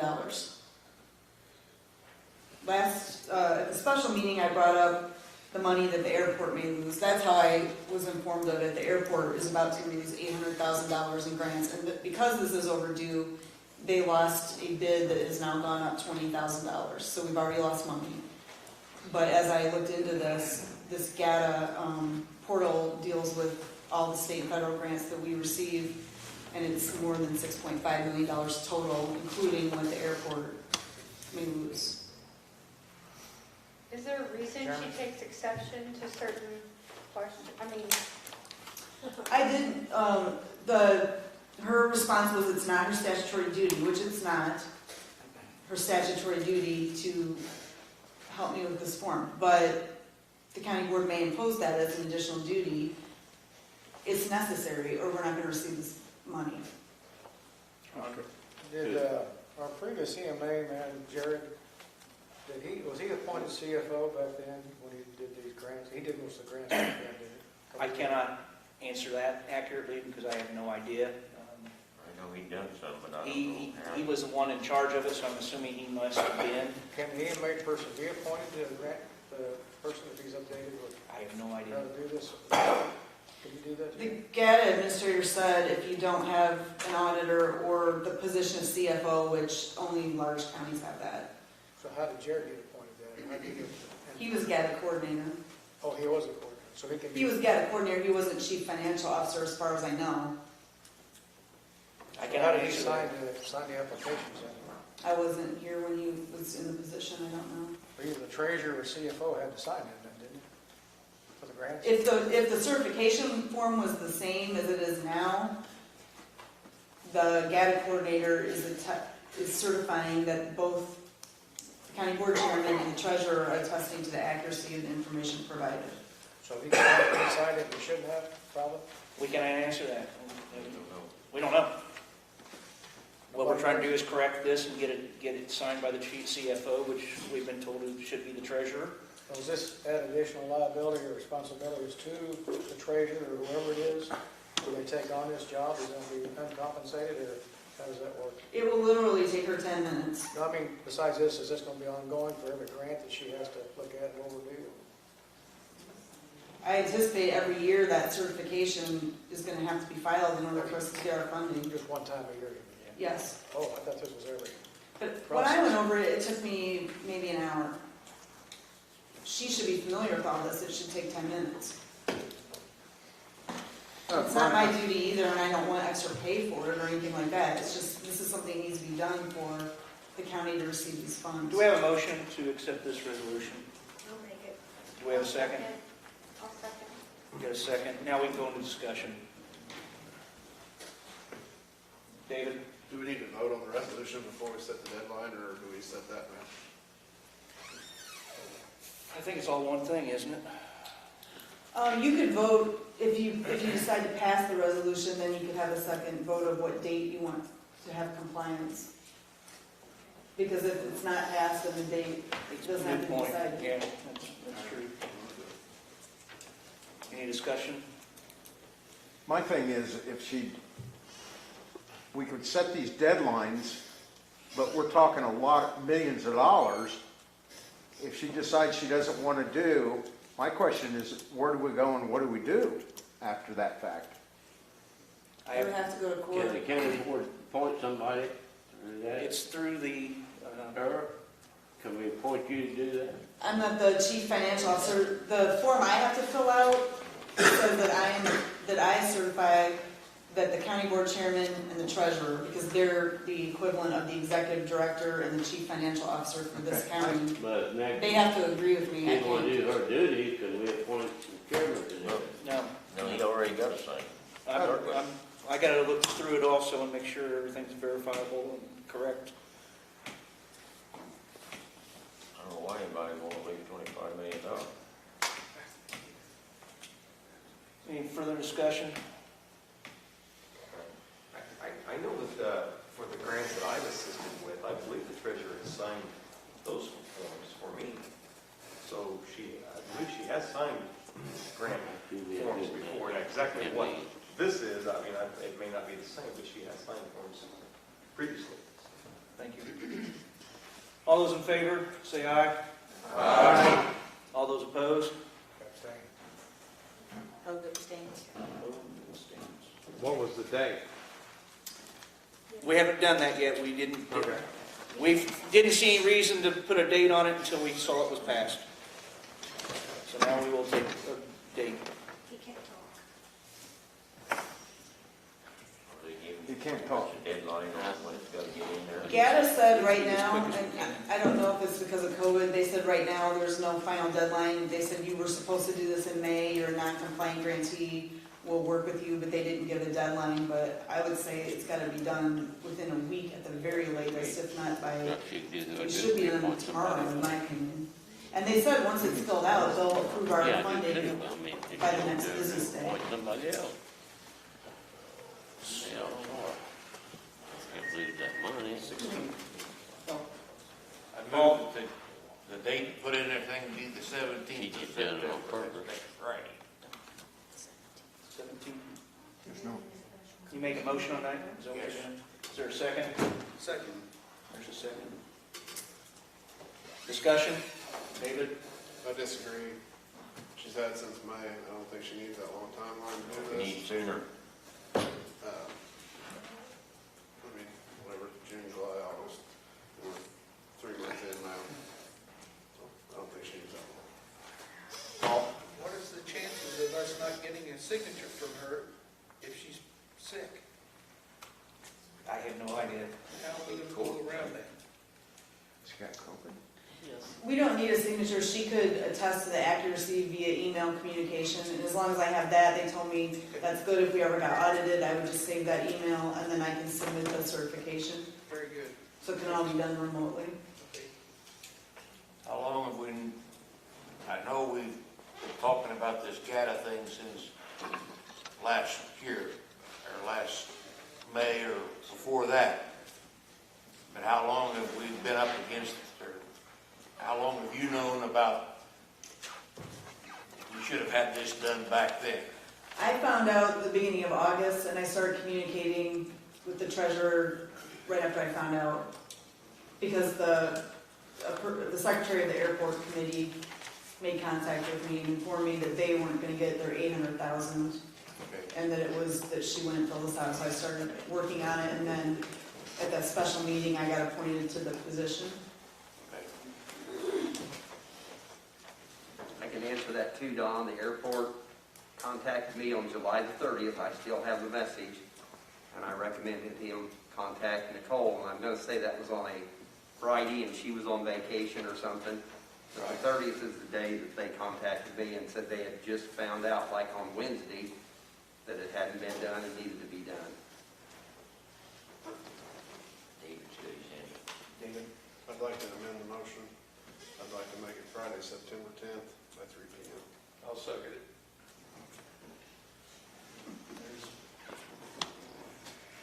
Been a proposed amendment to the initial motion of September 17th to September 10th at 3 p.m.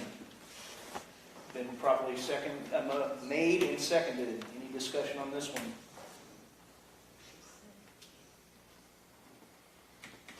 I have a comment.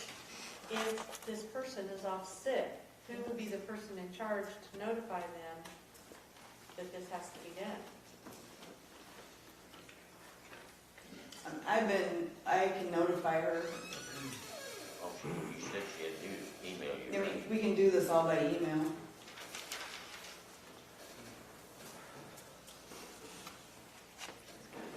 Any other discussion on the amendment?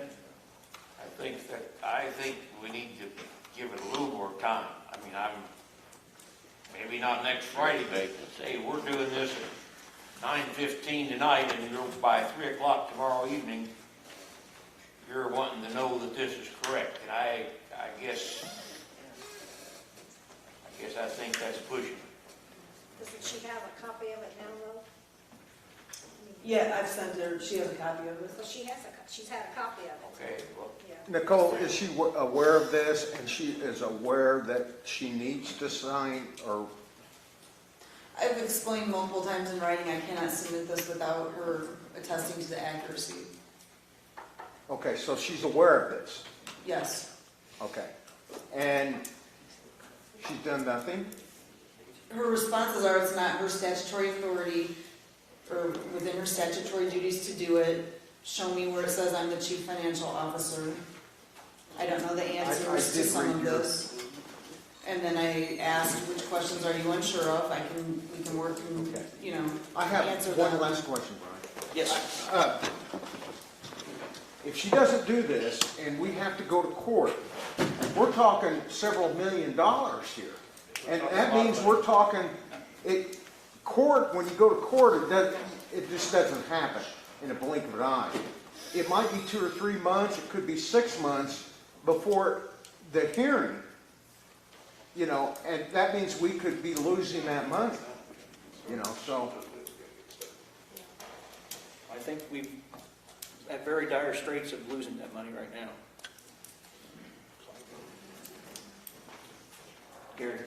I do have a question for Don. He mentioned he might be interested in a different date. Have you got something else in mind other than the 17th?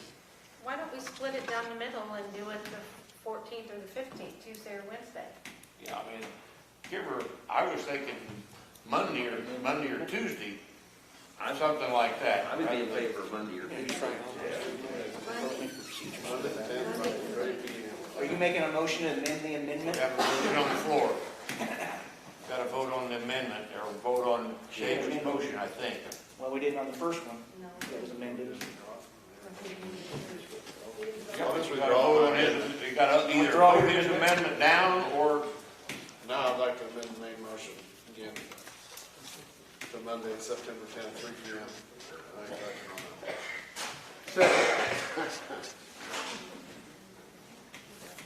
can. The first amendment motion was pulled. Now there's a new amendment made to the first motion, which the first one was September 17th. The second one, the amendment is September 10th, which is Monday. No, it's not Monday. It's 13th. Tomorrow. Yeah, it'd be the 13th. I can say today's the 9th. So to amend it to September 13th at 3 p.m. I'll second that. Discussion on this. I do feel that's a lot better personally.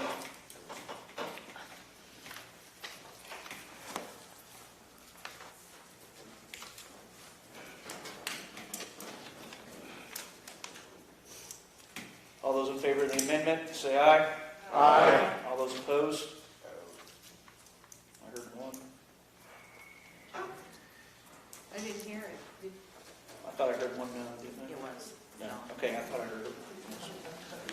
So now that we vote on the new motion, which is to accept the resolution Nicole has put on with the ending date of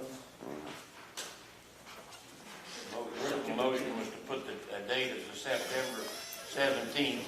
It's been amended to put a date of September 13th. 13th. Got me signed. So, I didn't catch that date. all those in favor of that? They don't know. Correct? Say aye. You voted on the amendment.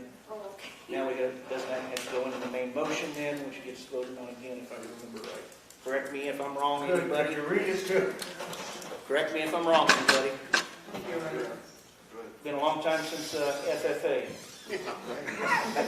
So the new motion is that the date will be, she has to have this done no later than Monday, September 13th at 3 p.m. Is there a second to that? Yes. Well, we didn't need it anyway, because we already had a second. So yes. All those in favor of that motion, say aye. Aye. All those opposed? No. John. Motion passed.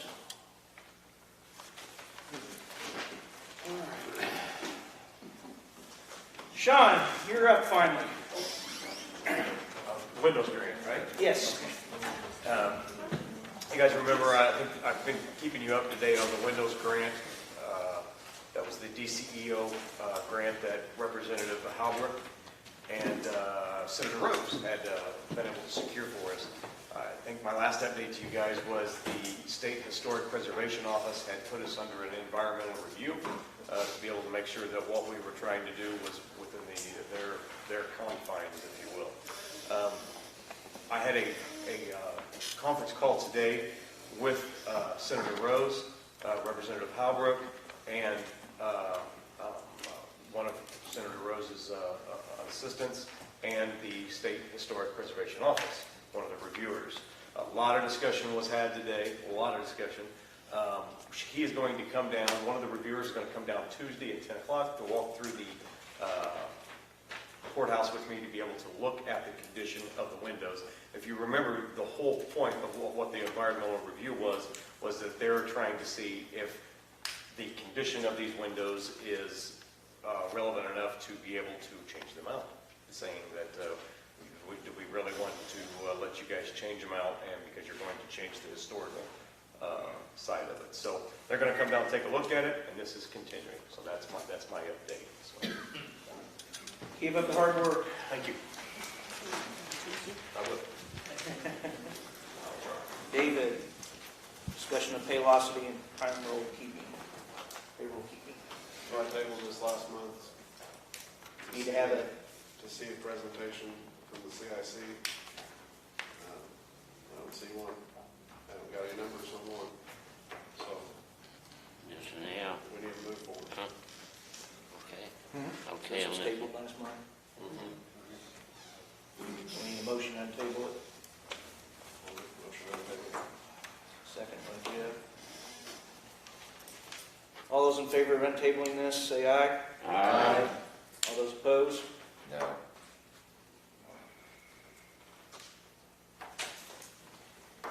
All right, move forward then, David.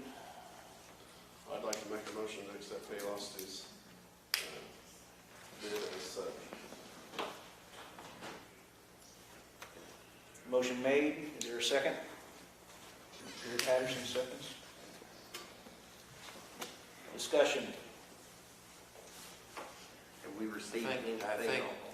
think everybody, other than Kenny Barr, received an email from Erica stating what the duties of a state statute, what the duties of the treasurer is, and then her response was that she would not appoint an outside firm to be a deputy to do payroll, and would not allow her name to be placed on any checks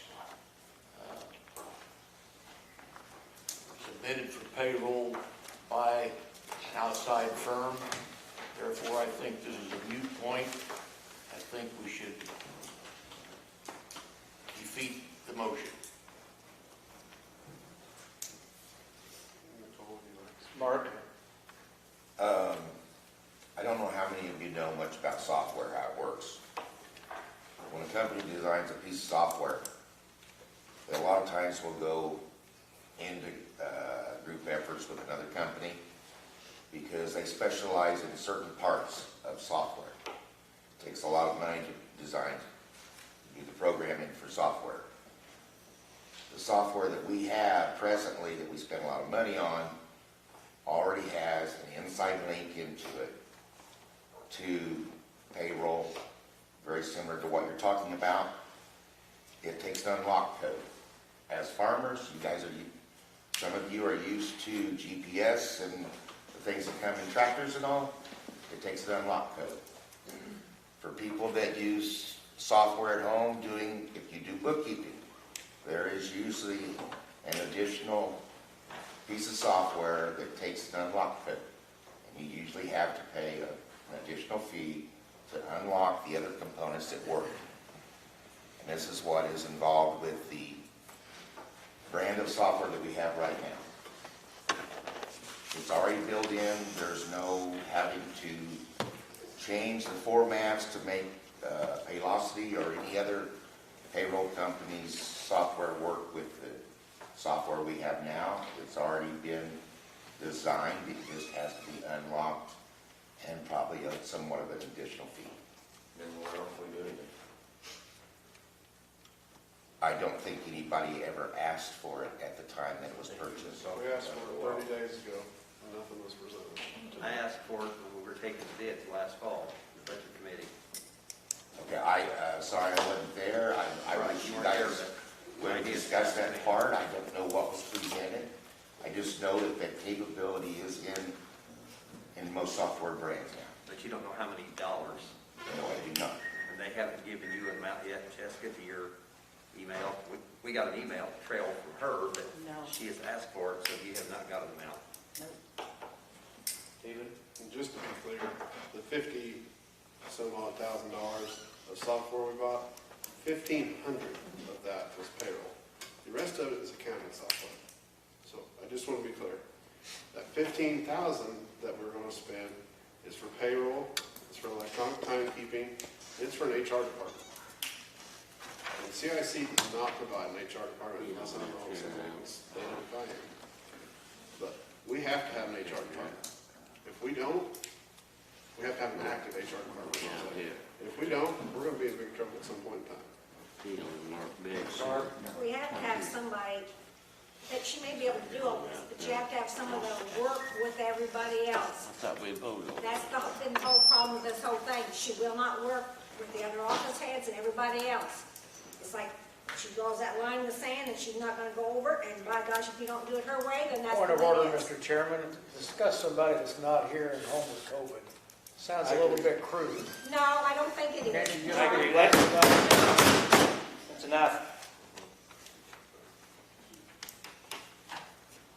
Further discussion?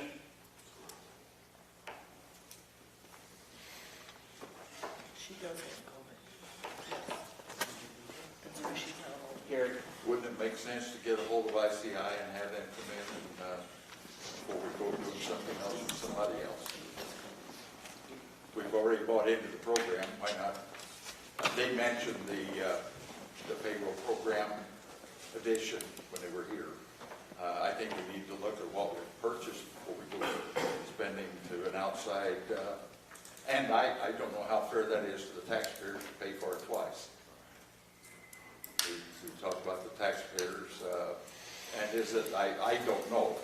Some reading I've done indicates that if you're paying somebody for the job, and I agree, I know a lot of people don't get along with it. They haven't since, I don't know, a month or so before she took office. So, yeah, I just don't understand why there's such an attitude of get rid of her. And I'm disgusted by it, I'm sorry. Move the table, the motion again. I had his hand up first, if I may take Dave and you. Fine. So just to be clear, it's CIC, not ICI. And it has, they do not offer HR, any human resources. And I asked for it 30 days ago in my table of motion. I asked for it. I gave them 30 days to give us something. We got nothing. So how long do we wait? In your table motion? I don't In my table of motion, I stated it. So, And Jessica What sent was an email that she asked for it, and she asked for a quote. We all got a copy of it. that's all I have. I still move to table the motion. We got a motion to table it again. Is there a second? Mark? Any discussion? All those in favor of tabling, say aye. Aye. All those opposed? Could we get a hand raise? How about we raise the hands of the ayes? Everybody was aye. And you had your hand. So 1, 2, 3, 4, 5, 6, 7, Gary Gergen. Okay. So- Jessica, on this, can I abstain? If Just you because want- I don't know enough Yeah, about if you what want, to yep, that's vote fine. one way or the other. Yep.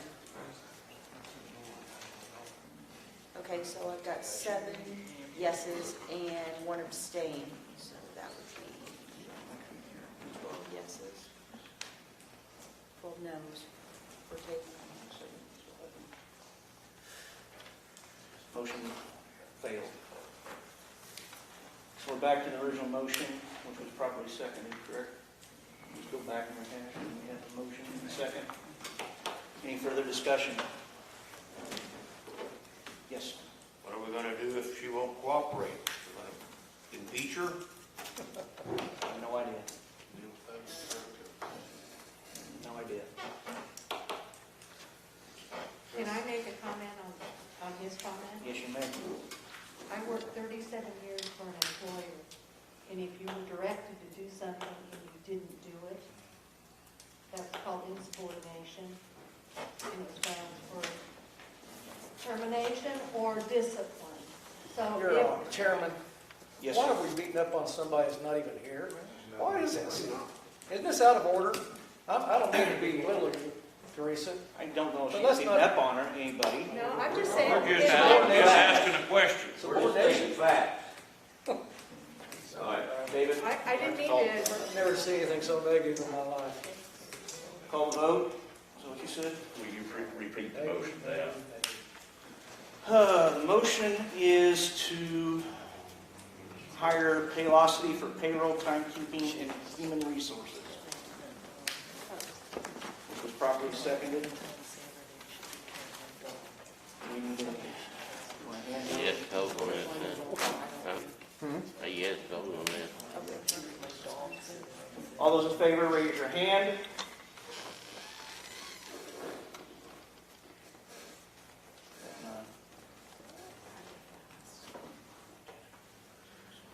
I got 10. I got 10. Barb, did you agree? Okay. Let's have roll call. 10.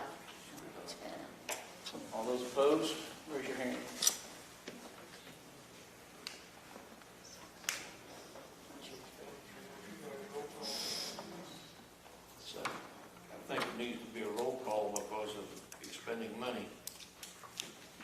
right on that. I hadn't thought of it that way, but I appreciate you bringing that up. Thank you. All right, Kenny Barr, Yes. Barbara Bennett, Mark Bennett, No. Teresa Bain, Yes. Paul Candidate, No. Brian Kaufman, No. Dennis Turnovich, Yes. Jesse Durbin, Yes.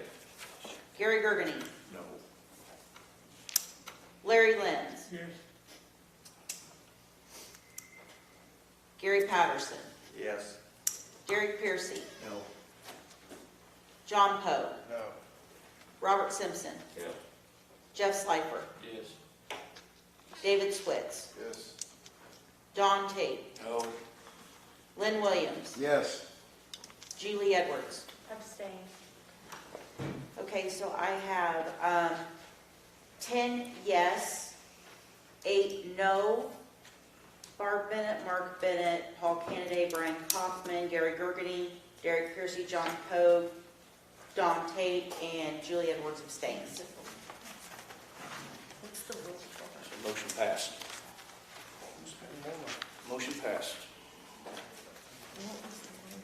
All right, move on to I request approval of the 21-22 budget resolution. So everybody's seen, sat, a lot of time for the public to look at. Is there anybody like to make a motion to accept it?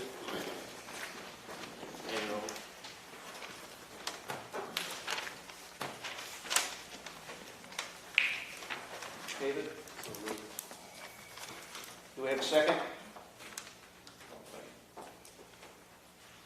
Got a motion to accept the budget resolution for 21-22. And a second, discussion? We need a roll call vote on this. Yes. Go ahead. Kenny Barr, Yes. Barbara Bennett, Yes. Mark Bennett, Yes. Teresa Bain, Yes. Paul Candidate, Yes. Brian Kaufman, Yes. Dennis Turnovich, Yes. Jesse Durbin, Yes. Gary Gergany, Yes. Larry Lenz, Yes. Gary Patterson, Yes. Derek Piercy, Yes. John Pogue, Yes. Robert Simpson, Yes. Jeff Slifer, Yes. David Switz, Yes. Don Tate, Yes. Lynn Williams, Yes. Julie Edwards. Yes. Motion passes unanimously. All right. As everybody knows, Alan is retiring at the end of October. We need approval for the Road and Bridge Committee to interview candidates for the highway engineer position and make a recommendation to the county board for final approval and hiring. At our last committee meeting, Alan gave me this nice, wonderful, big, thick reading material book. Not only does this have to be, there is a statute that says that we have to do within 90 days before or after the incumbent, not 90, 100 days before or after the incumbent's term expires or the vacancy is open, we have to have a list of 5, no more than 5 persons that are residents of the state of Illinois that we will send to IDOT for their approval and let us know if they're qualified for these positions. Just to give you guys a heads up on the statute and how it works. Nobody really has an idea how to do this. We haven't had to hire one since when now? 22 years. 22 years, so I don't think there's too many people on the board that was here at that time, and I don't believe Jeff was here, or Nicole for sure. Just Larry. So, just Larry, huh? So I just wanted to give you guys heads up, whoever we get as a candidate, we have to send those names to IDOT and get their approval, and they kind of go through and make sure they're certified. So not only just be the Road Bridge Committee, we have a fallback with the IDOT people to make sure the people are qualified. So I guess I'm requesting for the Road and Bridge Committee to do the interviewing and bring the final name to the county board. Barb made a motion. Is there a second? Carried. Any discussion? All those in favor say aye. Aye. All those opposed? We'll take a 10-minute break. Yes, we can. I'm gonna put it right up here on this little deal here. I'll make a motion going to 10-minute recess. There we go.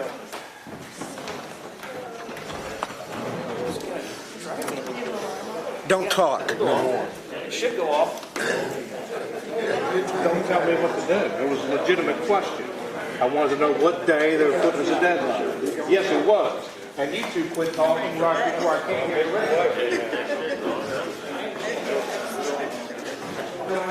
I just want to let you know what Try.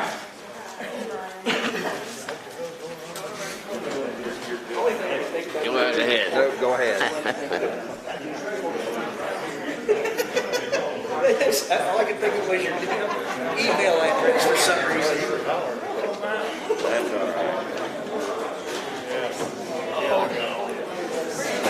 How are you, Dusty?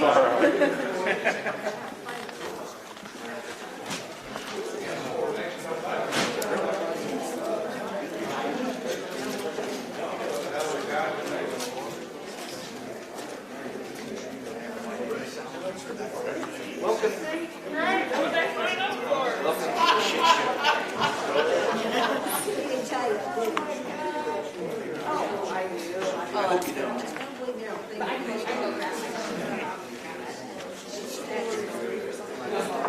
Yes, I do. These two are always holding on to conversation when someone else is talking and you can't hear what other people are. So if you're gonna shut me down with a legitimate question like what day are you gonna put on it? I don't believe I shut you down. You have to what's going on in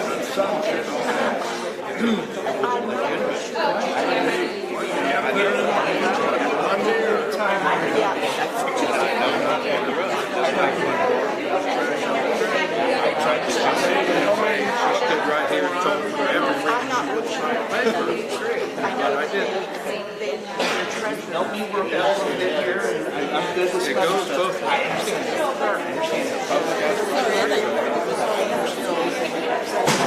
But he's asking him how he's supposed, it's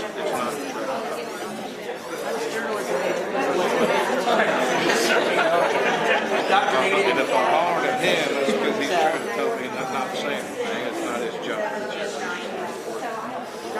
Dr. I think I'm well on my way through pretty well. Yeah, you are, thanks. What's going on? Something. Oh,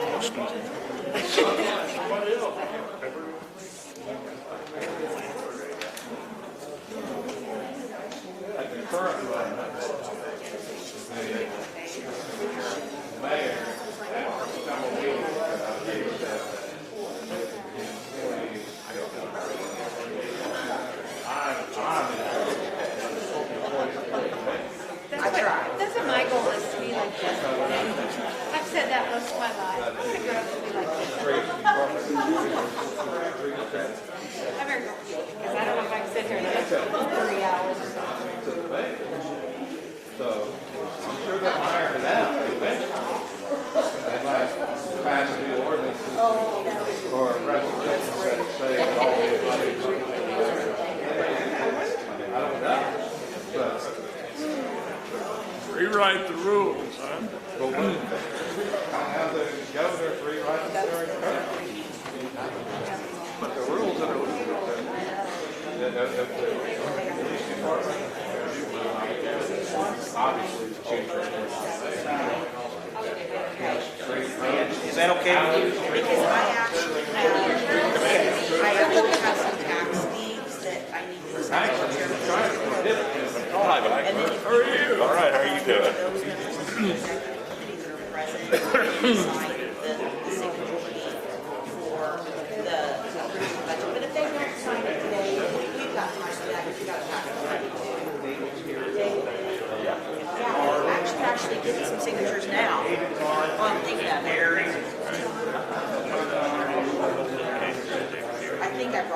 That's it? Yeah. We got John. We need somebody paid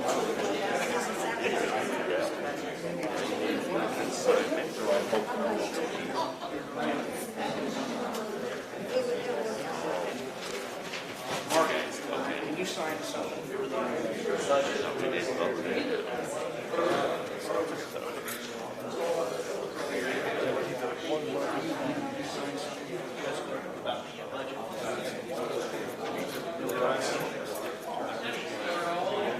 I think that's everybody.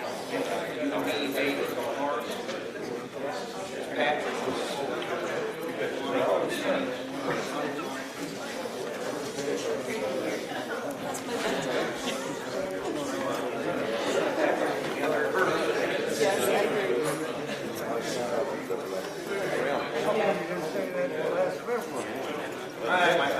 Yeah. I would say that. Yeah. Without panic.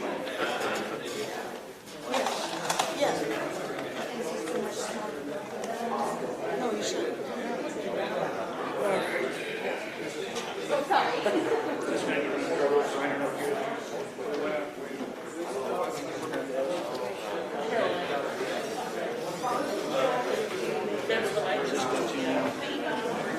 And here's those tax deeds, if you don't mind signing those for, and then Caleb can notarize those.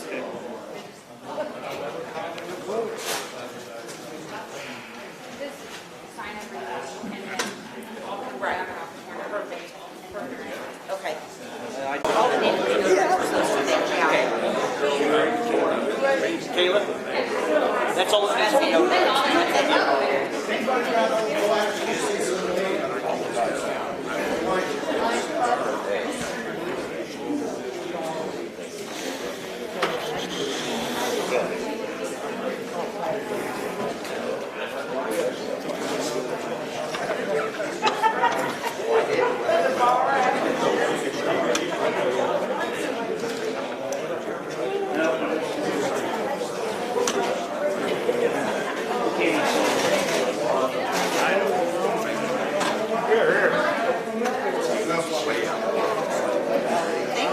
Might wake me up a little.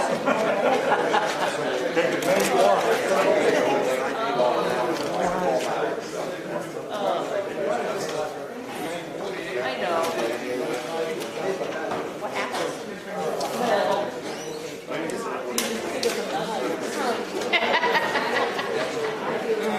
What Let's get back to it. If we could, please.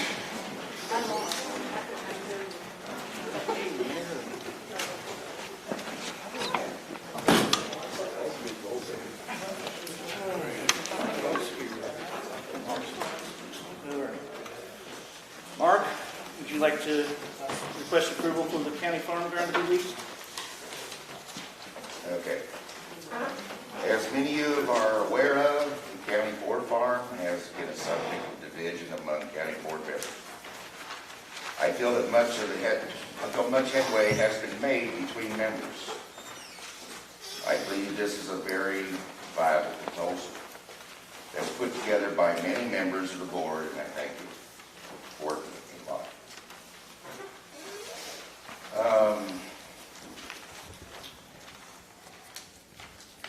With much advice and opinions from others, but I'd also like to address the public. I wish to apologize to the Shelby County taxpayers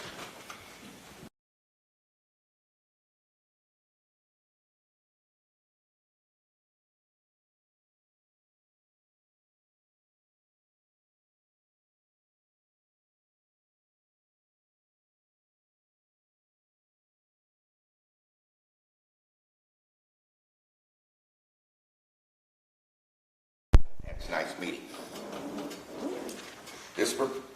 As of 8 o'clock this morning,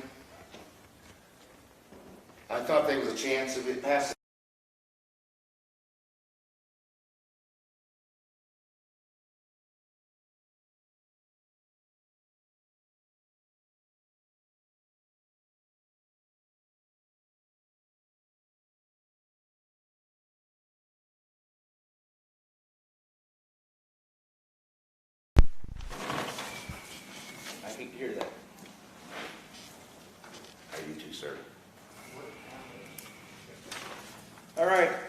Illinois 6, Nicole. The county received a noxious weed complaint with respect to the county farm, which I've emailed to all of the county board members. We have until October the 15th to eradicate the noxious weeds from the county farm. Our next meeting in October will be October 14th, so that will not be enough time to decide how to eradicate the noxious weeds. So I ask that this be added to the agenda tonight for discussion and a vote on a remedy.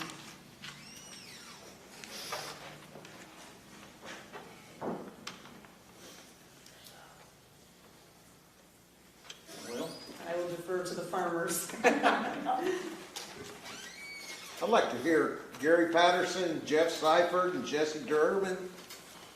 And who else is, Mark, and who else is farming? Yeah, I'm not a farmer, but I agree with the rest of those names. I sold to them, but I... Dave Switz, did I say Dave, or? I think so.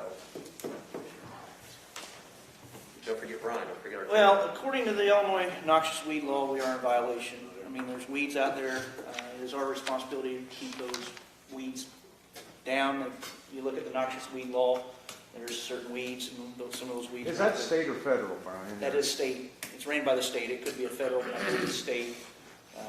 That's why, hence it's the Illinois noxious weed law. It's administered through the Illinois Department of Agriculture. I think... Is there any idea how long that's been in the statute? That's been something that's been ongoing for years and years and years. When I took my first chemical application license, they talked about it at that time, and that's been close to 30 years ago. So, I mean, that's as far back as I can go with it, but I'm sure it was farther than that. I mean, it's probably enacted back in the, who knows, man. I mean, I can't tell you, but it's a... It looks like it was 1977. Let's go. So, I mean, this was one of the concerns I think was voiced when the farm went unfarmed this year, was we might have this happen. I mean, personally, I think we're just going to have to try to get somebody, I mean, Mark, Jesse, David, I mean, I think the best thing we can do is try to get it sprayed and eradicated, don't you? Was there any recommendations that come along with that on how to control? None? We're gonna vote on that 25 now. No, I emailed the only correspondence I received, and it just gave us an October 15th deadline that needs to be eradicated. When? Oh, I thought we were on this, didn't we? It just describes, you know, what was found, and that this letter serves as notice to the property owner that it's in violation of the Illinois noxious weed law. All noxious weeds located on the county farm need to be eradicated by October the 15th, 2021. Was that complaint precipitated by a neighbor or the health department? It does not say who made the complaint. It said a complaint was made, and Mr. Huska, Mr. Malega conducted an investigation, and they discovered the noxious weeds. Okay. Gary? How many farms could you walk over and not find those weeds? Did the ag department bring this up? Have they, I mean... I have no idea. Who complained? I can find a lot of Canadian thistle around on a lot of pieces of ground, even in my yard once in a while. Mark? We have preventative planted acres in Shelby County usually about every year that don't get addressed with any chemicals or mowing and go clear through the fall. It's kind of no different. I don't believe there's been any recorded cases of actually anyone being fined in the state of Illinois for the noxious weeds out of control. I would guess if it was to go on for several years, yes.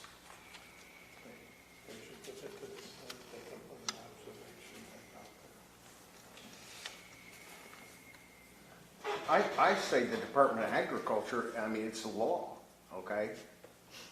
So, that's where I'm going with that. The law is the law, state of Illinois.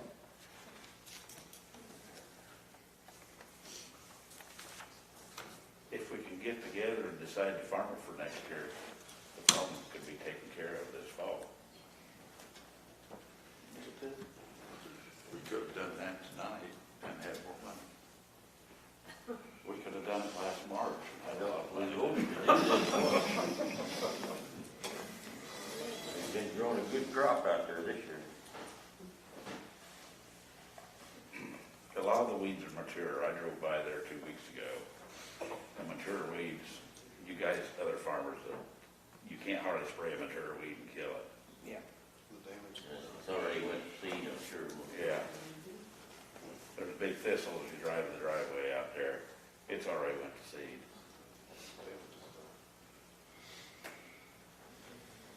How do we want to proceed here, Mark? Jeff, you and I took a ride out to the farm the other day. Did you see a thistle at the entrance? I was more worried about what I was gonna run over. Okay, I understand.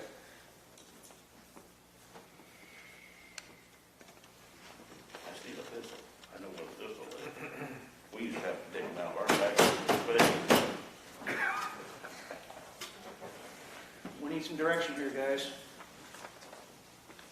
Gary?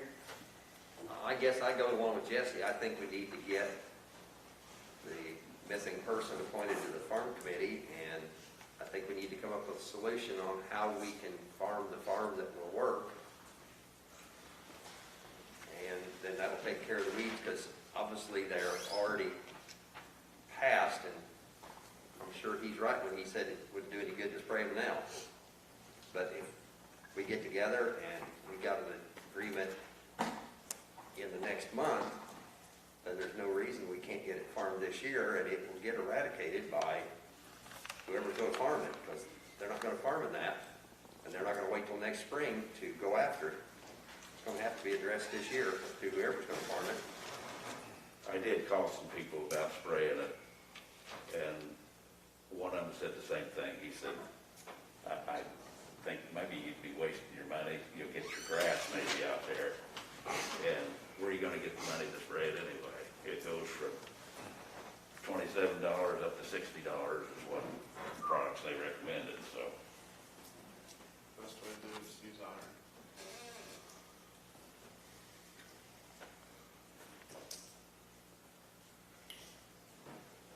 What say the farm committee chairman about the possibilities of renting a farm? Was there some ideas to that that was contrary? I don't understand what you're saying. Was there an idea to try to put a plan together to cash We in? had a good plan. I worked my tail off, and so did Gary last spring, trying to get this far. This month. And then what we heard was it's illegal. This month? This month? No, there hasn't been yet. No. And that's what I'm saying. I think it's time. You had discussed anything with Mr. Bennett? No, I haven't discussed anything with him. I have. He's talked to me on it. Doesn't sound like we're getting I mean, yeah, we need a committee though. There's just, as far as I know, me and him, I heard We he can't talk. Yeah. Jesse and I can't talk. Right, so you have to have a meeting, right? Okay, I understand, yeah, but. I will be Are you getting gonna that appoint done as some more quick as I members? can. Yes, there will be another member on that committee as soon as I can do it. About 2 more. What, we gotta look and see how many we can have. I don't know what the three's the max. Three's the maximum, okay. That's what I'm gonna say. I'll get it done as quick as I can and get you set up here. Hopefully, I mean, I can't get anybody appointed until the next board meeting, so you gotta go look at, and that's the 14th. This needs to be addressed by the 15th. I mean, don't know where you guys want to go with this. I mean, I'll back anything you guys say. And Barb? So our bylaws, it has to be just 3 members? Can we not change our bylaws to have 5? Well, You yeah, could, but but you you have can't to. do it tonight. Right, I Make a understand motion, that. vote that something back down, we'll Lynn? vote together and then Kenny? from the. Kenny? Get rid of this. Kenny? I'm sorry. Thank you. I'm looking for some direction here, guys. Roll the dice, is that what you're saying? Sounds like that's what we're saying. Could you just mow it? Keep that can And what part? Who's gonna mow it? I mean, isn't it county property? So can't people who maintain other county property mow? I mean, I'm not a farmer, but you can't do that? That seems like a simple solution. It sounds like a simple solution, yes, Pay but I don't think county employees to do it, can't they just do it? you're talking. 200 acres. Yeah, it's a large undertaking to mow this. Well, it sounds like everything's a large undertaking in this. Welcome to the jungle. You're learning. There could be a consortium of farmers that would opt to volunteer to go out there and chop that down. Well, I think we're gonna find a hard time with that right now coming into harvest. We've been talking about this for a year and a half, haven't we? Tell you what, John, you volunteer some fuel money, and that might happen. You want to? 5,000 would be a good start. Will you? Yeah, as soon as I'm done with harvest.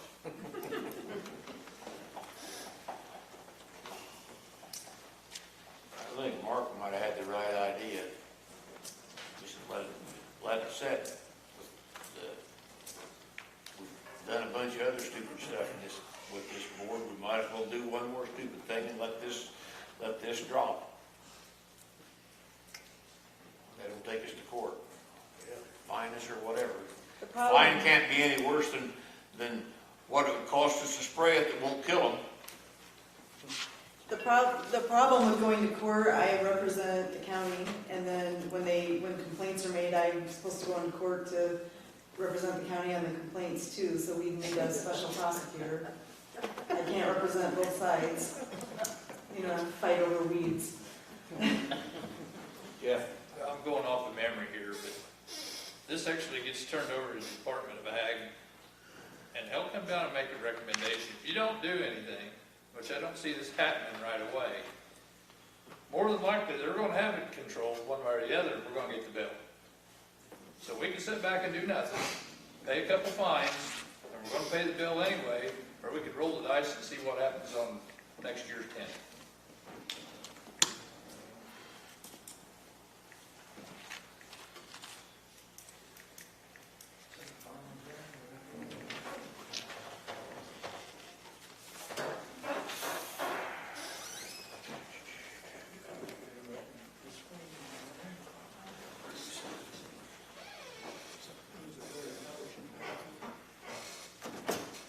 I was gonna read through that real quick, but we've all know it's, In a nutshell, that's pretty much what happens. yeah.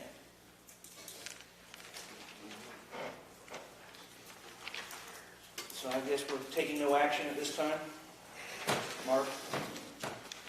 Best thing I can suggest is that you go in and do a burn down this fall. Put something on it for a residual for the winter. That way at least it won't be a tree farm come next spring, so if you do something with it, it'll be bare. And you can run, because of a lot of it's HEL ground, highly erodible ground, You can't. you can no-till it, or you can minimal till it.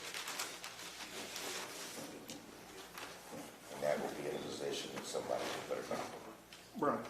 Yes. If you plan on burning it, I worked for the Department of Natural Resources, did control burns for 35 years. I mean, I could put together some people from the Department of Natural Resources to be able to get out there and probably burn that. But you're talking about a window, there's only certain times, and you're talking wind, because fire creates a lot of wind. You've got to do back burning, and then I'm sure you're aware of it, but there's quite a lot into it. It's an art. Huh? It's an art to do Yeah, that. yeah, but I mean, there's some guys that we could get that done. That's fine and dandy, Lynn, but that might throw us right in violation. They also go off how much residue is supposed to be left on top. If you go burning it all off, we may be in trouble again. Okay, well, but I just made that up. Yeah, sorry.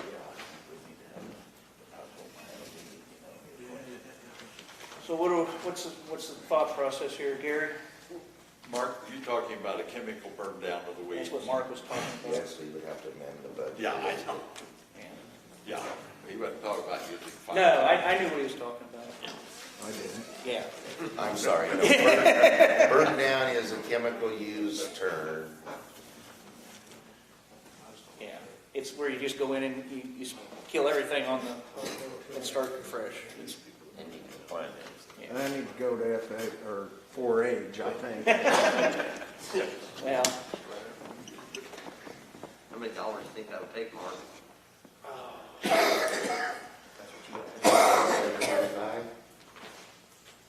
That's on the cheap Just a side. second, I'm conferring with Jeff. That's on the cheap side. Depends if you want to kill what's there now, or you just want, because I'll guarantee you, Trying to keep the fall. 15th of January, it's all going to be dead. So if you want to put a, residual on this fall, yeah, I'm saying we probably get like 35 bucks. The idea is to keep the winter annuals from taking over. Maybe we can come up with a plan in a month's I'll the table next month. there's nothing, I don't think there's anything on the table. I just think we don't take any action at this time. Right. That's what I guess we're gonna do. Because we can keep talking around this and dancing and not get a partner and do anything here real quick. Or we can move on and roll the dice, so to speak. I guess that's what everybody's kind of going for here, it sounds like, so. Move on? All right. All right, we're to committee reports. Lynn? The dive team and the rescue squad will be meeting this Monday. It was a holiday, Memorial Day, so we didn't have that meeting, so we'll be meeting Monday, Gary. So, just report that. Okay. Any other? From the Public Buildings Committee, we've got the rough estimate back for making sure the elevator keeps working. Originally, they didn't think it would be over the $30,000 limit where we had to go out for bids, and now they're thinking closer to 55 grand. So we're looking into, there may be a way to get the materials needed to fix the elevator and still avoid going out for bids. Nicole's looking into it for us, so right now we're just sitting tight.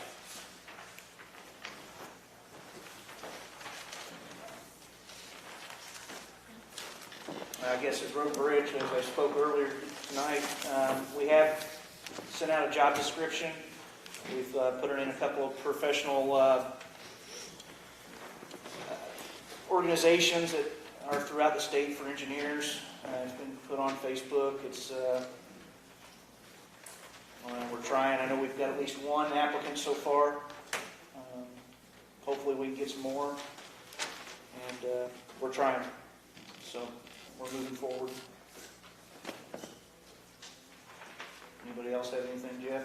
I know there's not nobody here from the treasurer's office now. Through animal control, I know there were some problems with the comp time hours. Does anybody have a clue if them's been resolved? All I can speak for is I know there was the highway department was having some issues too, and they're starting to slowly get those worked through. So I don't know if that's, the animal control will be next. He's got it resolved, he told me, or it seemed like it's okay now. Okay.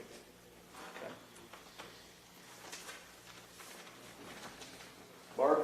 Heads up on this insurance, we just got a statement from the Decatur Ambulance Group that they hadn't billed us probably in 11 months. And now they're going to be giving us a bill for close to $50,000 because they were short-staffed and they didn't get any bills out and should have been paid in this last year's budget. So there may be someone to address this. Just a heads up for everybody that they want $50,000 because they didn't bill it.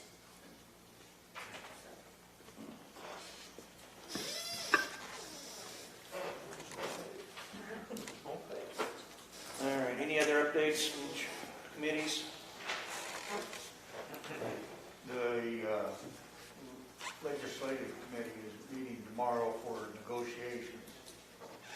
1, I believe. Am I on that now? No. I'm pouring concrete tomorrow at 1. I just wanted to give you an update. We're Okay, moving thank along. you. I thought you were looking at me like a Didn't skeleton. it get canceled? Huh? Did the FOP thing get canceled for tomorrow? Yeah, one. Yeah. No, it got canceled. I didn't know anything about that. Had an email said something about they were a couple short from COVID Jay's or handling something. that, I'll find out from him. Any other committee reports?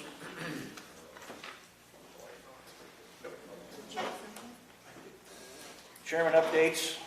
Thank you for giving me the opportunity to try to lead you guys. Other than that, I'm done. So we got some appointments.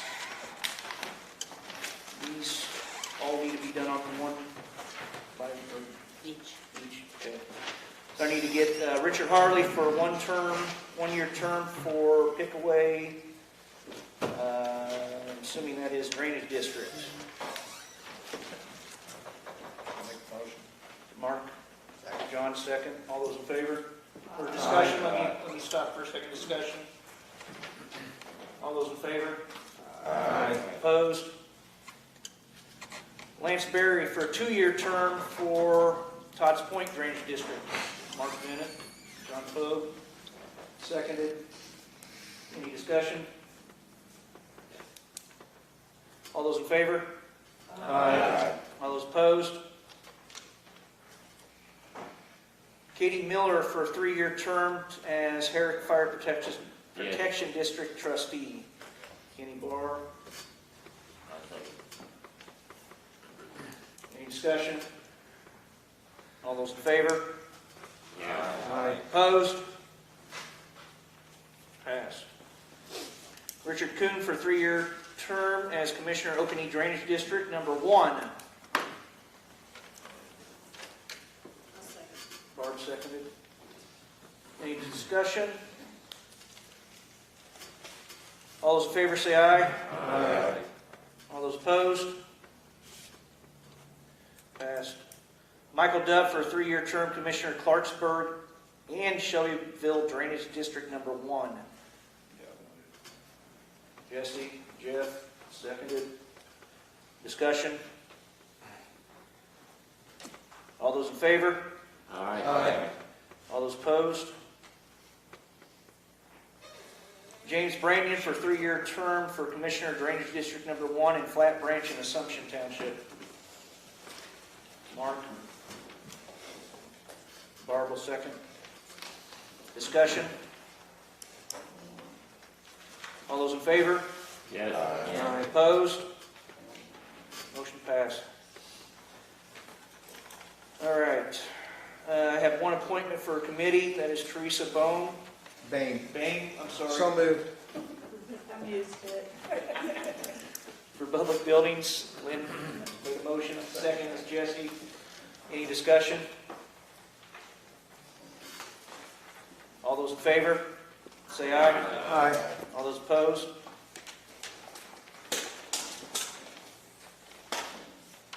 I'll be honest with you, I have no idea if there's any correspondence I need to do, so I'm guessing there's not, correct, Jessica? That would be correct. All right, thank you for your help. So we'll move on to approve the payment of claims. Made a motion? Second? Second. Roll call. Kenny Barr. Yes. Barbara Bennett. Yes. Mark Bennett. Yes. Teresa Bain. Yes. Paul Candidate. Yes. Brian Kaufman. Yes. Dennis Durnovich. Yes. Jesse Durbin. Yes. Gary Gergany. Yes. Larry Lenz. Yes. Gary Patterson. Yes. Gary Piercy. Yes. John Pogue. Yeah. Robert Simpson. Yes. Jeff Slifer. Yeah. David Switz. Yep. Don Tate. Yes. Lynn Williams. Yes. Julie Edwards. Yes. Motion passes unanimously. All right. Motion to adjourn. Second.